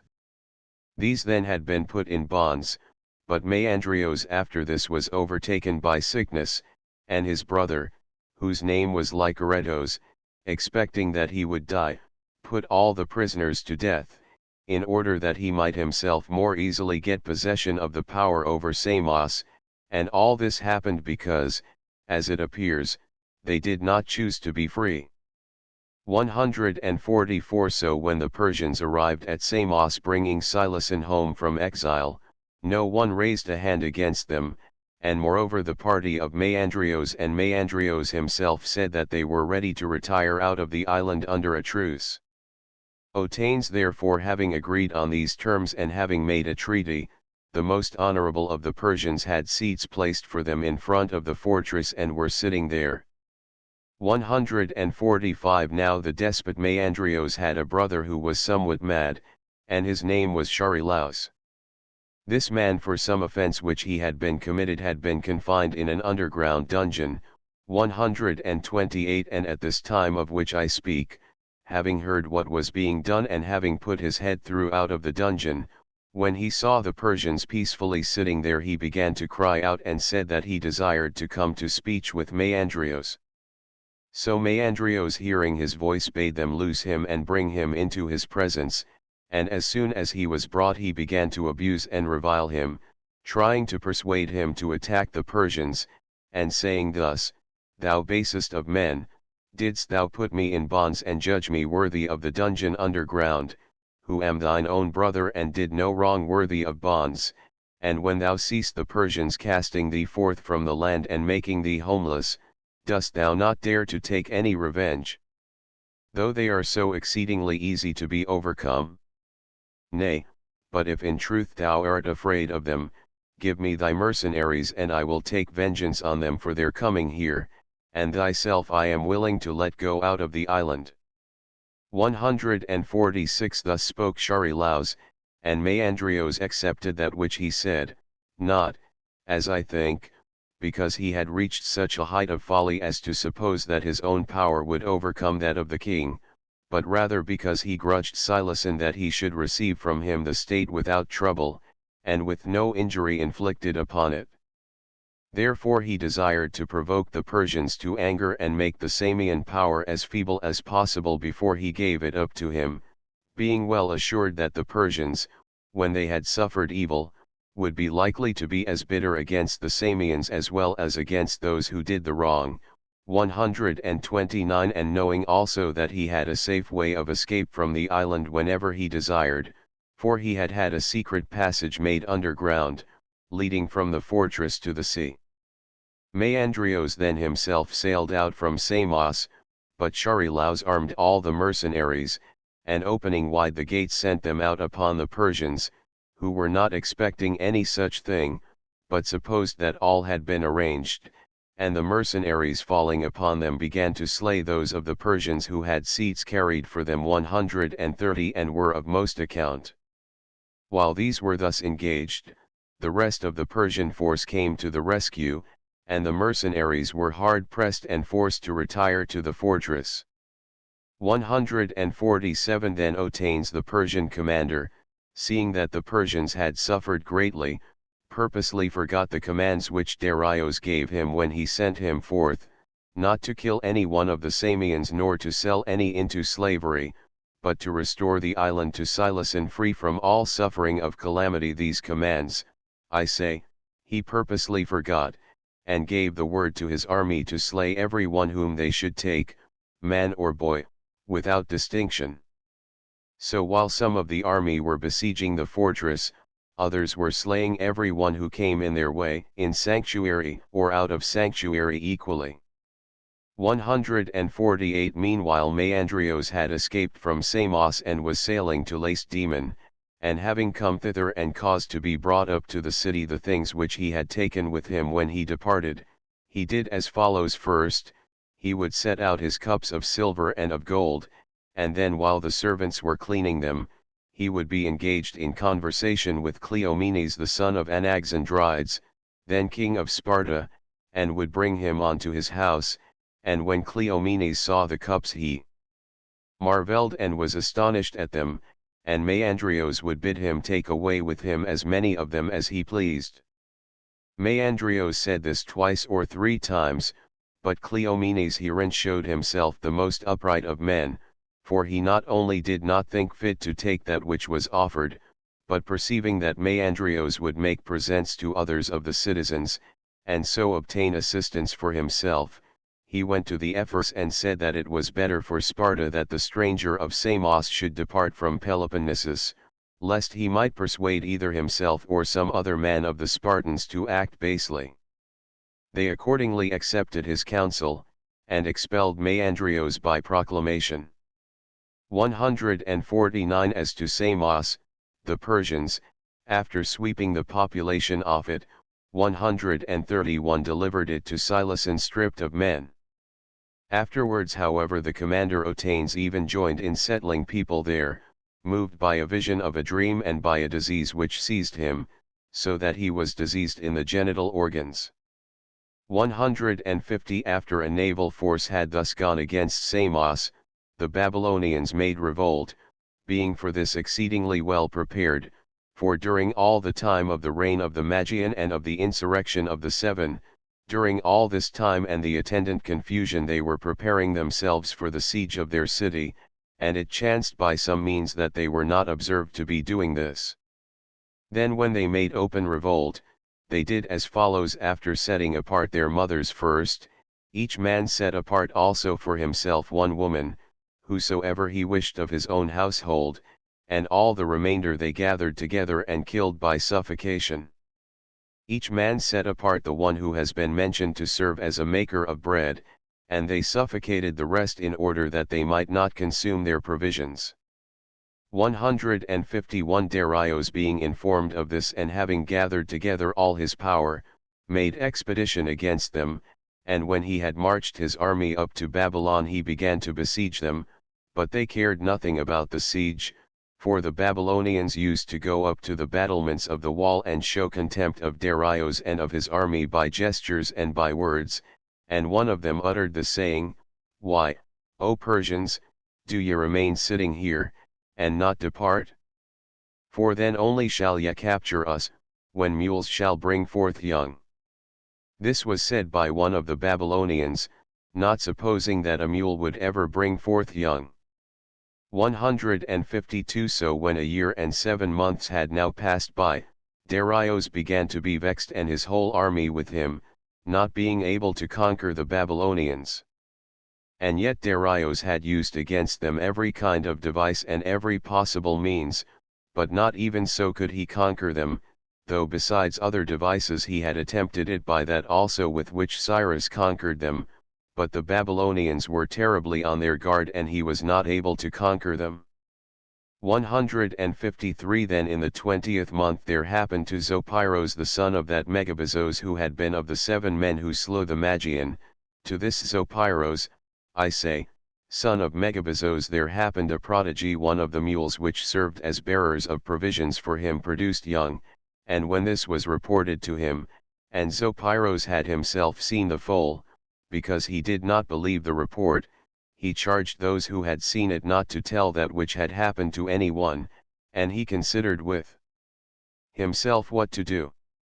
And having regard to the words spoken by the Babylonian, who had said at first that when mules should produce young, then the wall would be taken, having regard, I say, to this ominous saying, it seemed to Zopyrus that Babylon could be taken, for he thought that both the man had spoken and his mule had produced young by divine dispensation. 154 Since then it seemed to him that it was now fated that Babylon should be captured, he went to Darius and inquired of him whether he thought it a matter of very great moment to conquer Babylon, and hearing in answer that he thought it of great consequence, he considered again how he might be the man to take it and how the work might be his own, for among the Persians benefits are accounted worthy of a very high degree of honor.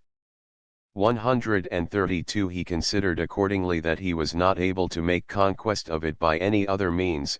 but only if he should maltreat himself and desert to their side. So, making light esteem of himself, he maltreated his own body in a manner which could not be cured, for he cut off his nose and his ears, and shaved his hair round in an unseemly way, and scourged himself, and so went into the presence of Darius. 155 And Darius was exceedingly troubled when he saw the man of most repute with him thus maltreated, and leaping up from his seat he cried aloud and asked him who was the person who had maltreated him, and for what deed. He replied, that man does not exist, excepting thee, who has so great power as to bring me into this condition, and not any stranger, O king, has done this, but I myself to myself, accounting it a very grievous thing that the Assyrians should make a mock of the Persians. He made answer, thou most reckless of men, thou didst set the fairest name to the foulest deed when thou saidst that on account of those who are besieged thou didst bring thyself into a condition which cannot be cured. How, O thou senseless one, will the enemy surrender to us more quickly, because thou hast maltreated thyself? Surely thou didst wander out of thy senses in thus destroying thyself. And he said, if I had communicated to thee that which I was about to do, thou wouldst not have permitted me to do it, but as it was, I did it on my own account. Now therefore, unless something is wanting on thy part, we shall conquer Babylon, for I shall go straightway as a deserter to the wall, and I shall say to them that I suffered this treatment at thy hands, and I think that when I have convinced them that this is so, I shall obtain the command of a part of their forces. Do thou then on the 10th day from that on which I shall enter within the wall take of those troops about which thou wilt have no concern if they be destroyed of these, I say, get 1,000 by 133 the gate of the city which is called the gate of Semiramis, and after this again on the 7th day after the 10th set, I pray thee, 2,000 by the gate which is called the gate of the 9 Veets, and after this 7th day let 20 days elapse, and then let other 4,000 and place them by the gate called the gate of the Chaldeans, and let neither the former men nor these have any weapons to defend them except daggers, but this weapon let them have. Then after the 20th day at once bid the rest of the army make an attack on the wall all round, and set the Persians, I pray thee, by those gates which are called the gate of Balos and the gate of Kisha, for, as I think, when I have displayed great deeds of prowess, the Babylonians will entrust to me, besides their other things, also the keys which draw the bolts of the gates. Then after that it shall be the care of myself and the Persians to do that which ought to be done. 156 Having thus enjoined he proceeded to go to the gate of the city, turning to look behind him as he went, as if he were in truth a deserter, and those who were set in that part of the wall, seeing him from the towers ran down, and slightly opening one wing of the gate asked who he was, and for what purpose he had come. And he addressed them and said that he was Zopyrus, and that he came as a deserter to them. The gatekeepers accordingly when they heard this led him to the public assembly of the Babylonians, and being introduced before it he began to lament his fortunes, saying that he had in fact suffered at his own hands, and that he had suffered this because he had counseled the king to withdraw his army, since in truth there seemed to be no means of taking the town, and now, he went on to say, I am come for very great good to you, O Babylonians, but for very great evil to Darius and his army, and to the Persians, 134 For he shall surely not escape with impunity for having thus maltreated me, and I know all the courses of his counsels. 157 Thus he spoke, and the Babylonians, when they saw the man of most reputation among the Persians deprived of nose and ears and smeared over with blood from scourging, supposing assuredly that he was speaking the truth and had come to be their helper, were ready to put in his power that for which he asked them, and he asked them that he might command a certain force. Then when he had obtained this from them, he did that which he had agreed with Darius that he would do, for he led out on the 10th day the army of the Babylonians, and having surrounded the 1,000 men whom he had enjoined Darius first to set there, he slew them. The Babylonians accordingly, perceiving that the deeds which he displayed were in accordance with his words, were very greatly rejoiced and were ready to serve him in all things, and after the lapse of the days which had been agreed upon, he again chose men of the Babylonians and led them out and slew the 2,000 men of the troops of Darius. Seeing this deed also, the Babylonians all had the name of Zopyrus upon their tongues, and were loud in his praise. He then again, after the lapse of the days which had been agreed upon, led them out to the place appointed, and surrounded the 4,000 and slew them. When this also had been done, Zopyrus was everything among the Babylonians, and he was appointed both commander of their army and guardian of their walls. 158 But when Darius made an attack according to the agreement on every side of the wall, then Zopyrus discovered all his craft, for while the Babylonians, having gone up on the wall, were defending themselves against the attacks of the army of Darius, Zopyrus opened the gates called the gates of Kisha and of Balos, and let in the Persians within the wall. And of the Babylonians those who saw that which was done fled to the temple of Zeus Balos, but those who did not see remained each in his own appointed place, until at last they also learnt that they had been betrayed. 159 Thus was Babylon conquered for the second time, and Darius when he had overcome the Babylonians, first took away the wall from round their city and pulled down all the gates, for when Cyrus took Babylon before him, he did neither of these things, and secondly Darius impaled the leading men to the number of about 3,000, but to the rest of the Babylonians he gave back their city to dwell in, and to provide that the Babylonians should have wives, in order that their race might be propagated. Darius did as follows, for their own wives, as has been declared at the beginning, the Babylonians had suffocated, in provident care for their store of food he ordered the nations who dwelt round to bring women to Babylon, fixing a certain number for each nation, so that the sum total of 50,000 women was brought together, and from these women the present Babylonians are descended. 160 As for Zopyrus, in the judgment of Darius no one of the Persians surpassed him in good service, either of those who came after or of those who had gone before, excepting Cyrus alone, for to Cyrus no man of the Persians ever yet ventured to compare himself, and Darius is said to have declared often that he would rather that Zopyrus were free from the injury than that he should have 20 Babylons added to his possession in addition to that one which he had. Moreover he gave him great honors, for not only did he give him every year those things which by the Persians are accounted the most honorable, but also he granted him Babylon to rule free from tribute, so long as he should live, and he added many other gifts. The son of this Zopyrus was Megabyzos, who was made commander in Egypt against the Athenians and their allies, and the son of this Megabyzos was Zopyrus, who went over to Athens as a deserter from the Persians. Notes to Book 3:1, Return, C2. 1:2, Return, Amazon. This accusative must be taken with eprexa. Some editors adopt the conjecture Amasi, to be taken with Memphimenos as in ch4, did this because he had a quarrel with Amasis. 3. Return, C2 152, 154. 4. Return, Suron, C2. 1045, Return, Canaan. Most manuscripts and many editions have Kiamenon, laid up. 6. Return, Demarchon. 7. Return, Exariomenos, explained by some disembarked or unloaded. 8. Return, or Oridal.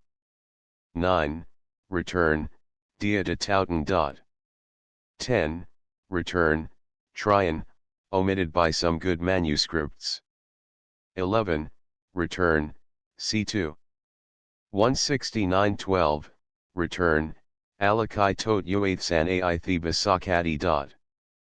13. Return, the so-called Lakantiakhan on the south side of Memphis, CPCH 91. 14. Return, Amoyos Kai omitting a. 15. Return, Pentacosias Neas. 16. Return, Anacleon, perhaps Anticleon, which has most mis-authority, may be right, answer their lamentations. 17. Return, CCH 31. 18. Return, Aegeomenon, some editors adopt the conjecture Agamenon, was being led. 19. Return, Sphi, so in the manuscripts, some editions, following the Aldine, have Oi. 20. Return, to te, a correction for toad, some editors read toad, to, by this, namely by the case of, etc. 21. Return, gypsum. 22. Return, ap, lit. After. 23. Return, Lacon tetragonon, so the MSS. Some editors, in order to bring the statement of Herodotus into agreement with the fact, read Lacon ti trigonon, a kind of white triangle, so Stein. 24. Return, ap, this is altered unnecessarily by most recent editors to apo, on the authority of Eusebius and Pliny, who say that the mark was under the tongue. 25. Return, Ekaino, some understand this to refer to Cambyses, that there was no one now who would come to the assistance of Cambyses, if he were in trouble, an office which would properly have belonged to Smerdis, CPCH 65, but the other reference seems more natural. 26. Return, epilepsy or something similar. 2601, Return, CP note on I-114. 27. Return,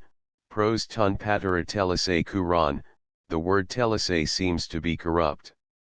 Stein suggests akaze, as compared with.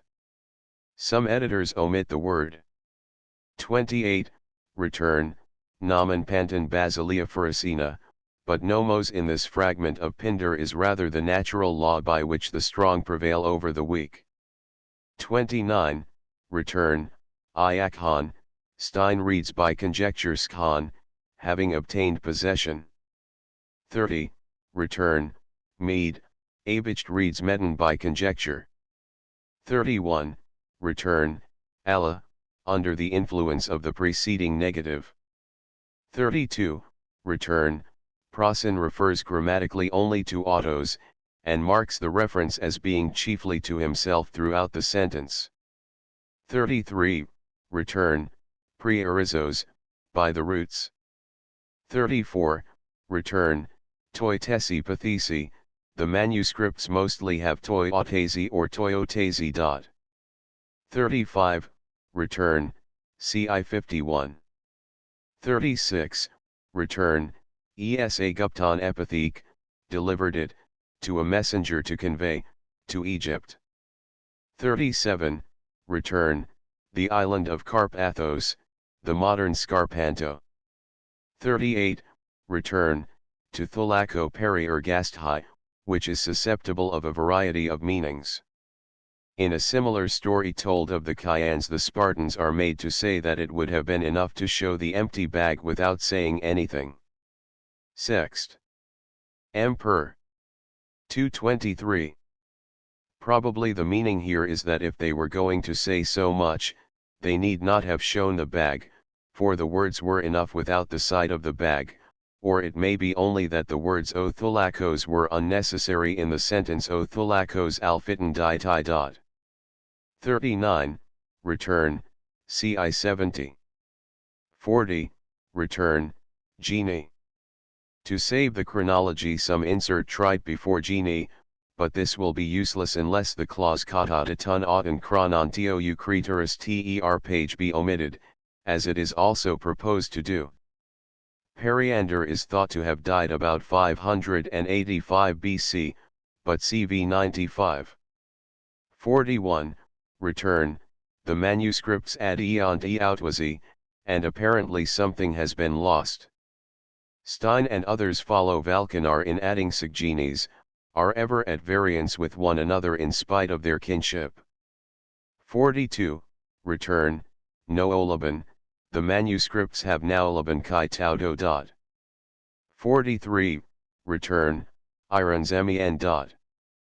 44, return, ta ta ta nun ekhan pres cis, the form of sentence is determined by its antithesis to ta agatha ta nun ego ekho. 45, return, basileus, because already destined as his father's successor. 46, return, Sphia, the manuscripts have sphe here, and in the middle of the next chapter.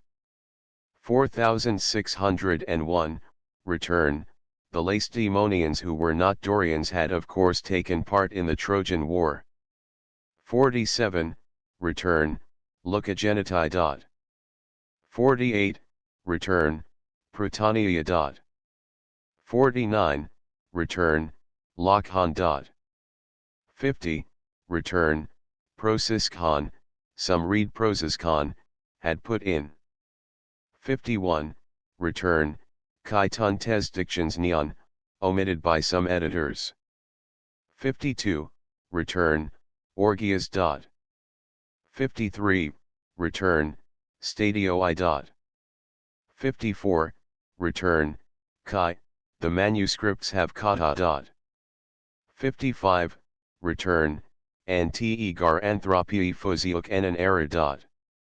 56, return, or possibly, the most necessary of those things which remain to be done, is this. 57, return, apistai pal upekakudo, cp2.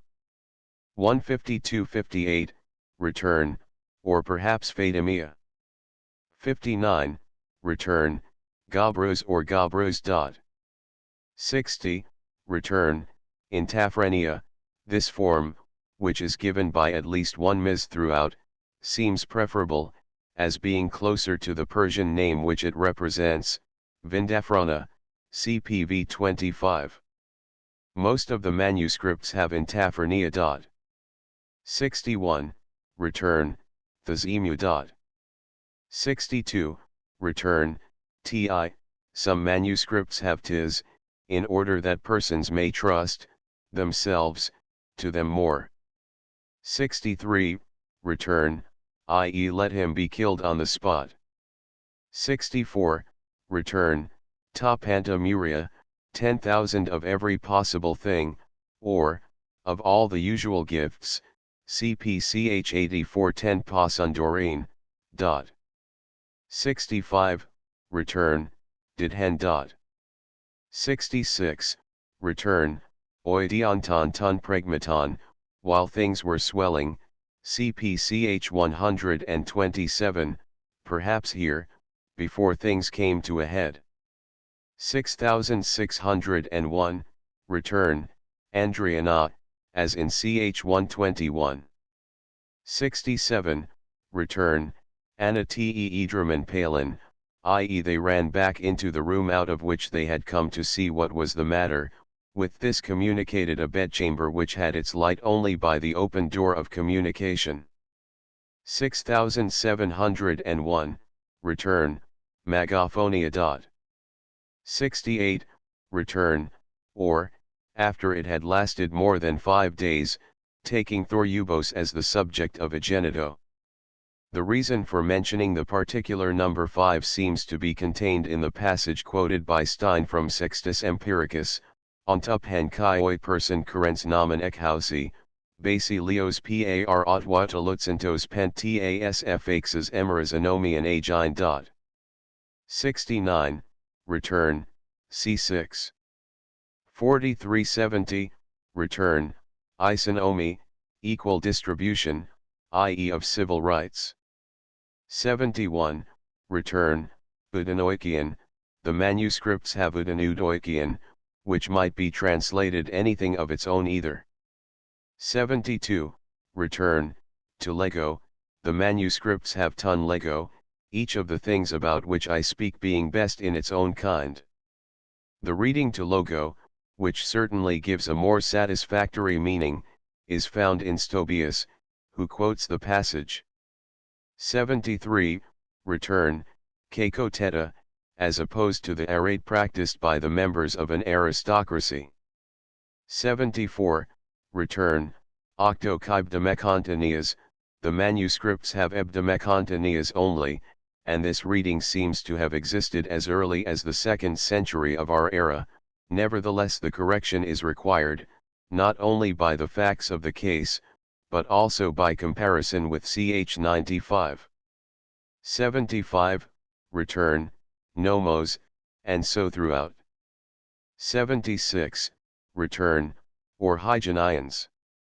77, return, i.e. the Cappadocians, ci 6. 7701, return, c2. 14978, return, Muriadas, the manuscripts have Muriasi. With Muriadas we must supply metamnon. The metamnos is really about a bushel and a half. 79, return, Pausikai, some manuscripts have Pausoi. 80, return, to an Aspostus Kaleomenos. 81, return, Kaspioi, some read by conjecture Kaspiroi, others Kagioi. 82, return, Ogdakantakai Octocosiakai in Acaskilia, the manuscripts have Tessarakontakai Pentacosiakai in Acaskilia, 9540, which is irreconcilable with the total sum given below, and also with the sum obtained by adding up the separate items given in Babylonian talents, whether we reduce them by the proportion 70:60 given by the manuscripts in ch 89, or by the true proportion 78:60. On the other hand, the total sum given below is precisely the sum of the separate items, After subtracting the 140 talents used for the defense of Kilikia, reduced in the proportion 78:60, and this proves the necessity of the emendation here, for thphm, as well as supplying a strong confirmation of that adopted in ch 89. 83, return, the reckoning throughout is in round numbers, nothing less than the tens being mentioned. 84, return, oi peri te nusen, perhaps this should be corrected to oi te peri nusen, because the sunamfatiroi which follows seem to refer to two separate peoples. 85, return, the passage these Ethiopians' dwellings is marked by Stein as doubtful on internal grounds. The Kalantian Indians mentioned seem to be the same as the Kalantians mentioned in ch 38. 86, return, Koinikas. 87, return, Diapentidoridos. 88, return, i.e. the industry. 89, return, either autentekomenon is to be taken absolutely, equivalent to autotekomenu, and takria is the subject of diaphthyreist high, or auton is the subject and takria is accusative of definition, wasting away in his flesh. Some manuscripts have diaphthyrein, that he is spoiling his flesh for them. 90, return, gar, some would read de, but the meaning seems to be, this is done universally, for in the case of weakness arising from old age, the same takes place. 91, return, pros arc to te kai borio and medot. 92, return, this clause indicates the manner in which the size is so exactly known.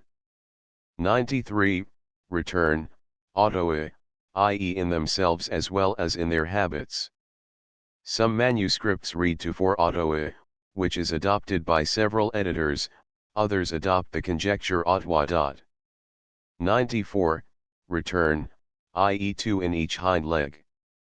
95, return, kai paralius thigh, kai is omitted in some manuscripts and by some editors.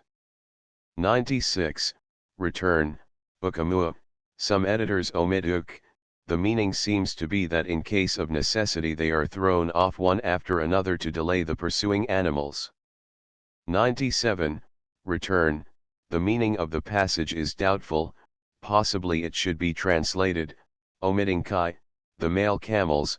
being inferior in speed to the females, flag in their course and are dragged along, first one and then the other. 9701, return, c2. 7598, return, metri, the manuscripts have meter, womb, but for this Herod seems to use the plural. 99, return, metera, most manuscripts have metran. 100, return, most of the manuscripts have auton before Tamalia, which by some editors is omitted, and by others altered to autica. If auton is to stand it must be taken with katapatomenas, flying down upon them, and so it is punctuated in the Medicean Miss. 101, return, Elkia. There is a play upon the words epilkane and Elkia which can hardly be reproduced in translation. 102, return, Casideritas. 103, return, O Casideros. 104, return, CP4. 13105, return, Akanakea. 106, return, this is the second of the satrapies mentioned in the list, CCH 90, named from its chief town. Oroites also possessed himself of the first satrapy, of which the chief town was Magnesia, ch 122, and then of the third, ch 127. 107, return, the satrapy of Daskylion is the third in the list, ch 90. 108, return, Sugar and Andron logo. 109, return, or, Banqueting Hall, CP 4. 95 110, return, Epistramenon. Most of the manuscripts have epistramenon, turned towards, the wall. 11,001, return, whenever he, i.e. Zeus, reigned. 111, return, this clause, as Amasis the king of Egypt had foretold to him, is omitted in some manuscripts and by some editors. 112, return, oidionton eti ton pregmaton, cpch 76. 113, return, i.e. satrapies, cch 89, 90. 114, return, apokomenon kai anakomisthenton, the first perhaps referring to the slaves and the other to the rest of the property. 115, return, i.e. the art of evasion. 116, return, estou krosu tentheken, es is not in the manuscripts, which have generally tou krosu sunthek, one only has tou krosu tentheken. 117, return, stat eras, i.e. the stater der ecos deric, worth about £1, cp note on 7. 28 118, return, ekaton neon, 100 mini, of which 60 go to the talent. 119, return, this passage, from for this event happened to the end of the chapter, is suspected as an interpolation by some editors, on internal grounds. 120, return, Tarentum. Italy means for Herodotus the southern part of the peninsula only. 121, return, Restans, so one inferior mis, probably by conjectural emendation, the rest have crestones. The Ionic form however of rostone would be restone. Some would read crestones, a word which is not found, but might mean the same as kresmosunes, 933, in consequence of the request of Democedes. 122, return, cat emporion stratuimenoi, some manuscripts read cat emporion, oida stratuimenoi, some for trade, others serving in the army. 123, return, prothura. 124, return, etis eudius. 125, return, isonomy n, cch 80, note. 126, return, all ud axios eis sugi. Meandrios can claim no credit or reward for giving up that of which by his own unworthiness he would in any case have been deprived. 127, return, ouda ti, some read eti or ouda eti, no longer kept the purpose. 128, return, angorgur, the word also means a sewer or conduit. 129, return, prosompicranist high emelantwasi samioasi.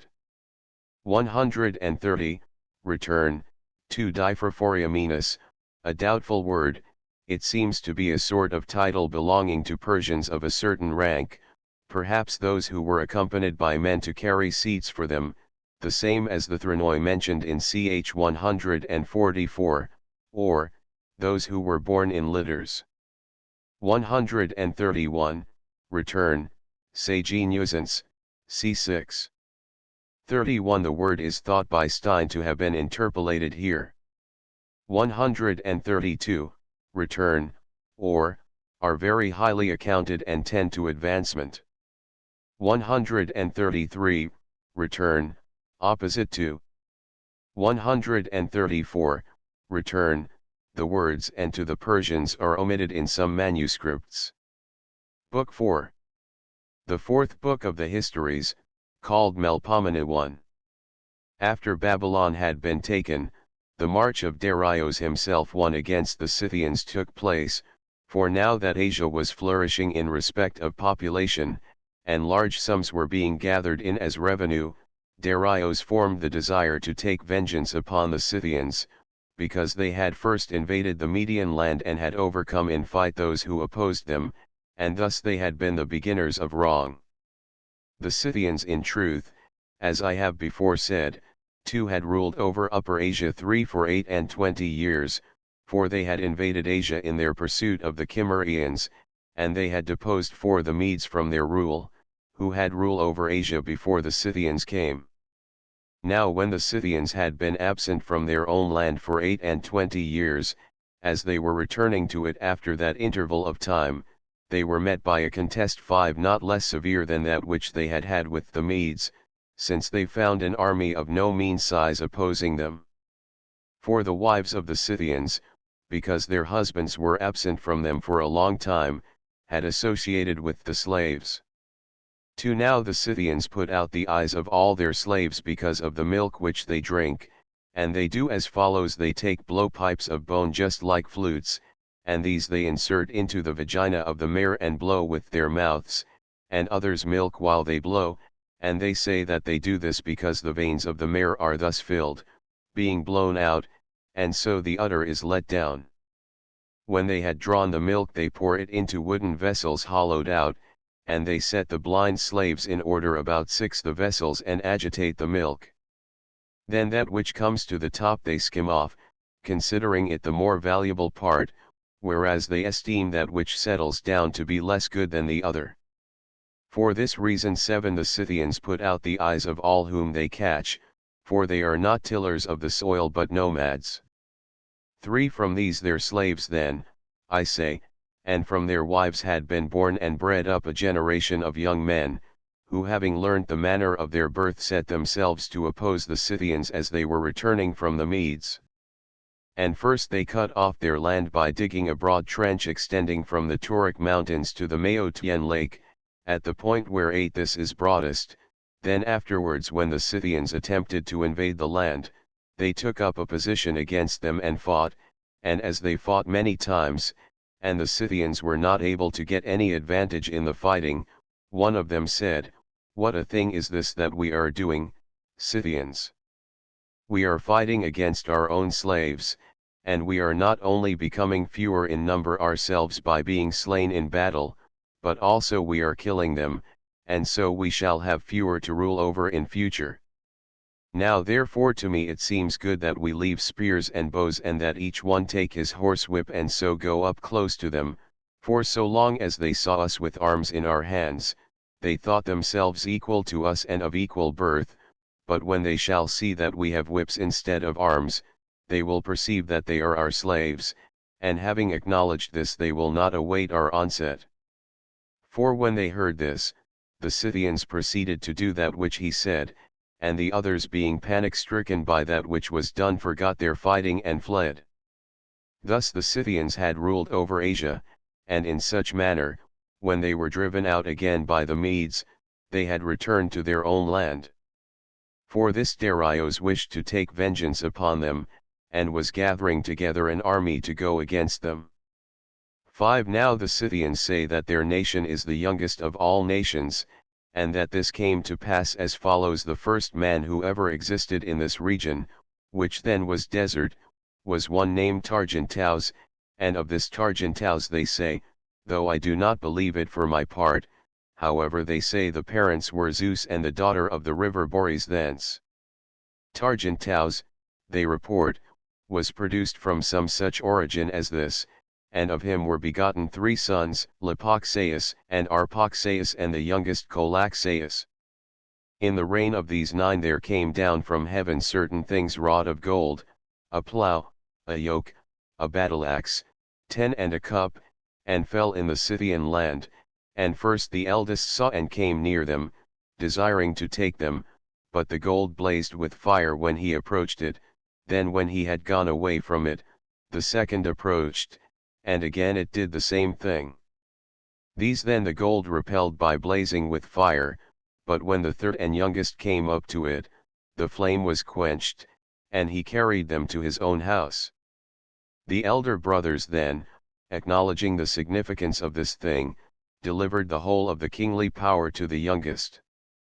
6 From Lixopeus, they say, are descended those Scythians who are called the race of the Ocati, from the middle brother Arpaxaeus those who are called Cauchieroi and Trospians, and from the youngest of them the royal tribe, 11 who are called Paralotai, and the whole together are called, they say, Scolatoi, after the name of their king, 12 but the Hellenes gave them the name of Scythians. 7 Thus the Scythians say they were produced, and from the time of their origin, that is to say from the first king Targentaus, to the passing over of Darius against them, they say that there is a period of 1,000 years and no more. Now this sacred gold is guarded by the kings with the utmost care, and they visit it every year with solemn sacrifices of propitiation. Moreover, if anyone goes to sleep while watching in the open air over this gold during the festival, the Scythians say that he does not live out the year, and there is given him for this so much land as he shall ride round himself on his horse in one day. Now as the land was large, Colaxaeus, they say, established 3 kingdoms for his sons, and of these he made one larger than the rest, and in this the gold is kept. But as to the upper parts which lie on the north side of those who dwell above this land, they say one can neither see nor pass through any further by reason of feathers which are poured down, for both the earth and the air are full of feathers, and this is that which shuts off the view. 8 Thus say the Scythians about themselves and about the region above them, but the Hellenes who dwell about the Pontus say as follows: Heracles driving the cattle of Geryones came to this land, then desert, which the Scythians now inhabit, and Geryones, says the tale, dwelt away from the region of the Pontus, living in the island called by the Hellenes Erythea, near Gadiera, which is outside the pillars of Heracles by the ocean. As to the ocean, they say indeed that it flows round the whole earth beginning from the place of the sun rising, but they do not prove this by facts. From thence Heracles came to the land now called Scythia, and as a storm came upon him together with icy cold, he drew over him his lion's skin and went to sleep. Meanwhile the Mares harnessed in his chariot disappeared by a miraculous chance, as they were feeding.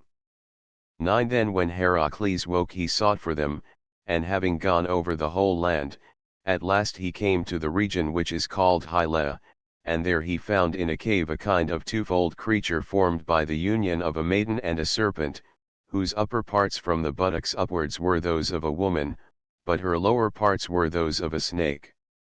Having seen her and marvelled at her, he asked her then whether she had seen any Mares straying anywhere, and she said that she had them herself and would not give them up until he lay with her, and Heracles lay with her on condition of receiving them. She then tried to put off the giving back of the Mares, desiring to have Heracles with her as long as possible, while he on the other hand desired to get the Mares and depart, and at last she gave them back and said, These Mares when they came hither I saved for thee, and thou didst give me reward for saving them, for I have by thee 3 sons. Tell me then, what must I do with these when they shall be grown to manhood, whether I shall settle them here, for over this land I have power alone, or send them away to thee? She thus asked of him, and he, they say, replied, When thou seest that the boys are grown to men, do this and thou shalt not fail of doing right whichsoever of them thou seest able to stretch this bow as I do now, and to be girded 1201 with this girdle, him cause to be the settler of this land, but whosoever of them fails in the deeds which I enjoin, send him forth out of the land, and if thou shalt do thus, thou wilt both have delight thyself and perform that which has been enjoined to thee. 10 Upon this he drew one of his bows, for up to that time Heracles, they say, was wont to carry 2, and showed her the girdle, and then he delivered to her both the bow and the girdle, which had at the end of its clasp a golden cup, and having given them he departed. She then, when her sons had been born and had grown to be men, gave them names first, calling one of them Agatharsos and the next Gelonas and the youngest Scyths, then bearing in mind the charge given to her, she did that which was enjoined. And 2 of her sons, Agathyrsos and Gelonas, not having proved themselves able to attain to the task set before them, departed from the land,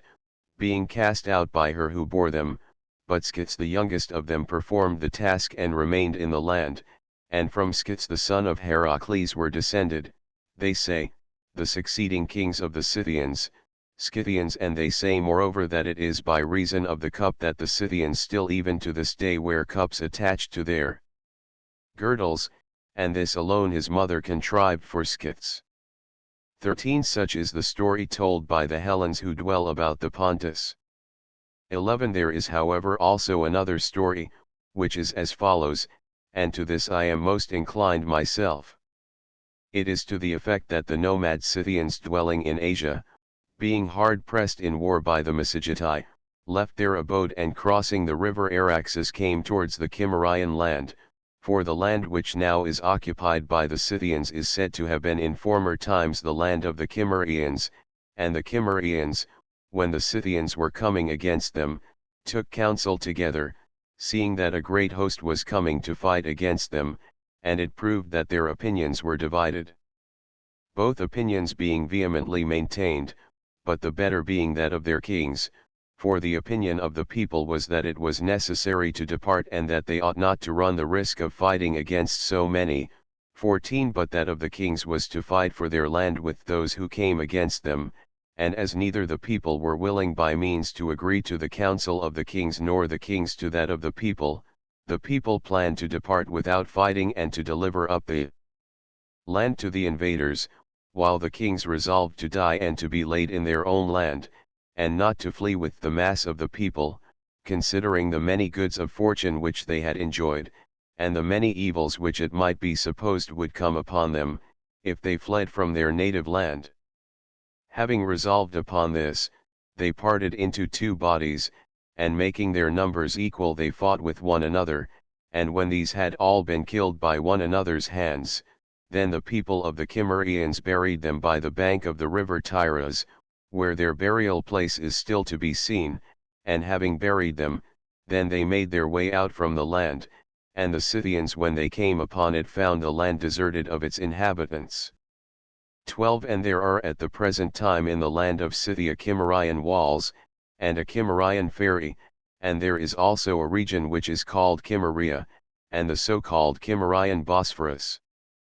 It is known moreover that the Cimmerians, in their flight to Asia from the Scythians, also made a settlement on that peninsula on which now stands the Hellenic city of Sinope, and it is known too that the Scythians pursued them and invaded the land of Media, having missed their way, for while the Cimmerians kept ever along by the sea in their flight, the Scythians pursued them keeping Caucasus on their right hand, until at last they invaded Media, directing their course inland. This then which has been told is another story, and it is common both to Hellenes and barbarians. 13. Aristes however the son of Castrobios, a man of Proconnesus, said in the verses which he composed, that he came to the land of the Aestonians being possessed by Phoebus, and that beyond the Aestonians dwelt Eremospians, a one-eyed race, and beyond these the gold-guarding Griffins, and beyond them the Hyperboreans extending as far as the sea, and all these except the Hyperboreans, beginning with the Eremospians, were continually making war on their neighbors, and the Aestonians were gradually driven out of their country by the Eremospians and the Scythians by the Aestonians, and so the Cimmerians, who dwelt on the southern sea, being pressed by the Scythians left their land. Thus neither does he agree in regard to this land with the report of the Scythians. 14. As to Aristes who composed 15. This, I have said already whence he was, and I will tell also the tale which I heard about him in Proconnesus and Cyzicus. They say that Aristes, who was in birth inferior to none of the citizens, entered into a fuller's shop in Proconnesus and there died, and the fuller closed his workshop and went away to report the matter to those who were related to the dead man. And when the news had been spread abroad about the city that Aristes was dead, a man of Cyzicus who had come from the town of Artake entered into controversy with those who said so, and declared that he had met him going towards Cyzicus and had spoken with him, and while he was vehement in dispute, those who were related to the dead man came to the fuller's shop with the things proper in order to take up the corpse for burial, and when the house was opened, Aristes was not found there either, dead or alive. In the 7th year after this he appeared at Proconnesus and composed those verses which are now called by the Hellenes the Arimaspia, and having composed them he disappeared the second time. 15 So much is told by these cities, and what follows I know happened to the people of Metapontion in Italy 16,217 and 40 years after the second disappearance of Aristes, as I found by putting together the evidence at Proconnesus and Metapontion. The people of Metapontion say that Aristes himself appeared in their land and bade them set up an altar of Apollo and place by its side a statue bearing the name of Aristes of Proconnesus, for he told them that to their land alone of all the Italiotes 18 Apollo had come, and he, who now was Aristes, was accompanying him, being then a raven when he accompanied the god. Having said this he disappeared, and the Metapontines say that they sent to Delphi and asked the god what the apparition of the man meant, and the Pythian prophetess bade them obey the command of the apparition, and told them that if they obeyed, it would be the better for them. They therefore accepted this answer and performed the commands, and there stands a statue now bearing the name of Aristes close by the side of the altar dedicated to Apollo. 19 And round it stand laurel trees, and the altar is set up in the marketplace. Let this suffice which has been said about Aristes. 16 Now of the land about which this account has been begun, no one knows precisely what lies beyond it. 20 For I am not able to hear of anyone who alleges that he knows as an eyewitness, and even Aristes, the man of whom I was making mention just now, even he, I say, did not allege, although he was composing verse. 21 That he went further than the Aestonians, but that which is beyond them he spoke of by hearsay, and reported that it was the Aestonians who said these things. So far however as we were able to arrive at certainty by hearsay, carrying inquiries as far as possible, all this shall be told.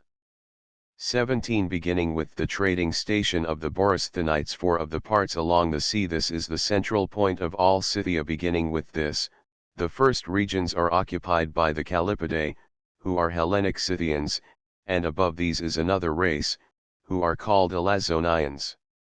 22 These last and the Callipidae in all other respects have the same customs as the Scythians, but they both sow corn and use it as food, and also onions, leeks, lentils, and millet. Above the Elazonians dwell Scythians who till the ground, and these sow their corn not for food but to sell. 18 Beyond them dwell the Neuroa, and beyond the Neuroa towards the north wind is a region without inhabitants, as far as we know. These races are along the river Hypanis to the west of the Boris thence, but after crossing the Boris thence, first from the sea coast is Hylea, and beyond this as one goes up the river dwell agricultural Scythians, whom the Hellenes who live upon the river Hypanis call Borysthenites, calling themselves at the same time citizens of Olbia. 23 These agricultural Scythians occupy the region which extends eastwards for a distance of 3 days' journey, 24 reaching to a river which is called Pantecapes, and northwards for a distance of 11 days' sail up the Boris thence. Then immediately beyond these begins the desert 25 and extends for a great distance, and on the other side of the desert dwell the Androphagoi, 26 a race apart by themselves and having no connection with the Scythians. Beyond them begins a region which is really desert and has no race of men in it, as far as we know. 19 The region which lies to the east of these agricultural Scythians, after one has crossed the river Pantecapes, is occupied by nomad Scythians, who neither sow anything nor plough the earth, and this whole region is bare of trees except Hylea. These nomads occupy a country which extends to the river Garos, a distance of 1427 days' journey eastwards. 20 Then on the other side of the Garos we have those parts which are called the royal lands, and those Scythians who are the bravest and most numerous, and who esteem the other Scythians their slaves. These reach southwards to the Tauric land, and eastwards to the trench which those who were begotten of the blind slaves dug, and to the trading station which is called Kremnoi. 28 Upon the Maeotian lake, and some parts of their country reach to the river Tanis. Beyond the royal Scythians towards the north wind dwell the Melanchlaenoi, 29 of a different race and not Scythian. The region beyond the Melanchlaenoi is marshy and not inhabited by any, so far as we know. 21 After one has crossed the river Tanis the country is no longer Scythia, but the first of the divisions belongs to the Saramata, who beginning at the corner of the Maeotian lake occupy land extending towards the north wind 15 days' journey, and wholly bare of trees both cultivated and wild. Above these, holding the next division of land, dwell the Budinoi, who occupy a land wholly overgrown with forest consisting of all kinds of trees. 22 Then beyond the Budinoi towards the north, first there is desert for 7 days' journey, and after the desert turning aside somewhat more towards the east wind we come to land occupied by the Sagitai, a numerous people and of separate race from the others. These live by hunting, and bordering upon them there are settled also in these same regions men who are called Irake, who also live by hunting, which they practice in the following manner: the hunter climbs up a tree and lies in wait there for his game. Now trees are abundant in all this country, and each has a horse at hand, which has been taught to lie down upon its belly in order that it may make itself low, and also a dog, and when he sees the wild animal from the tree, he first shoots his arrow and then mounts upon his horse and pursues it, and the dog seizes hold of it.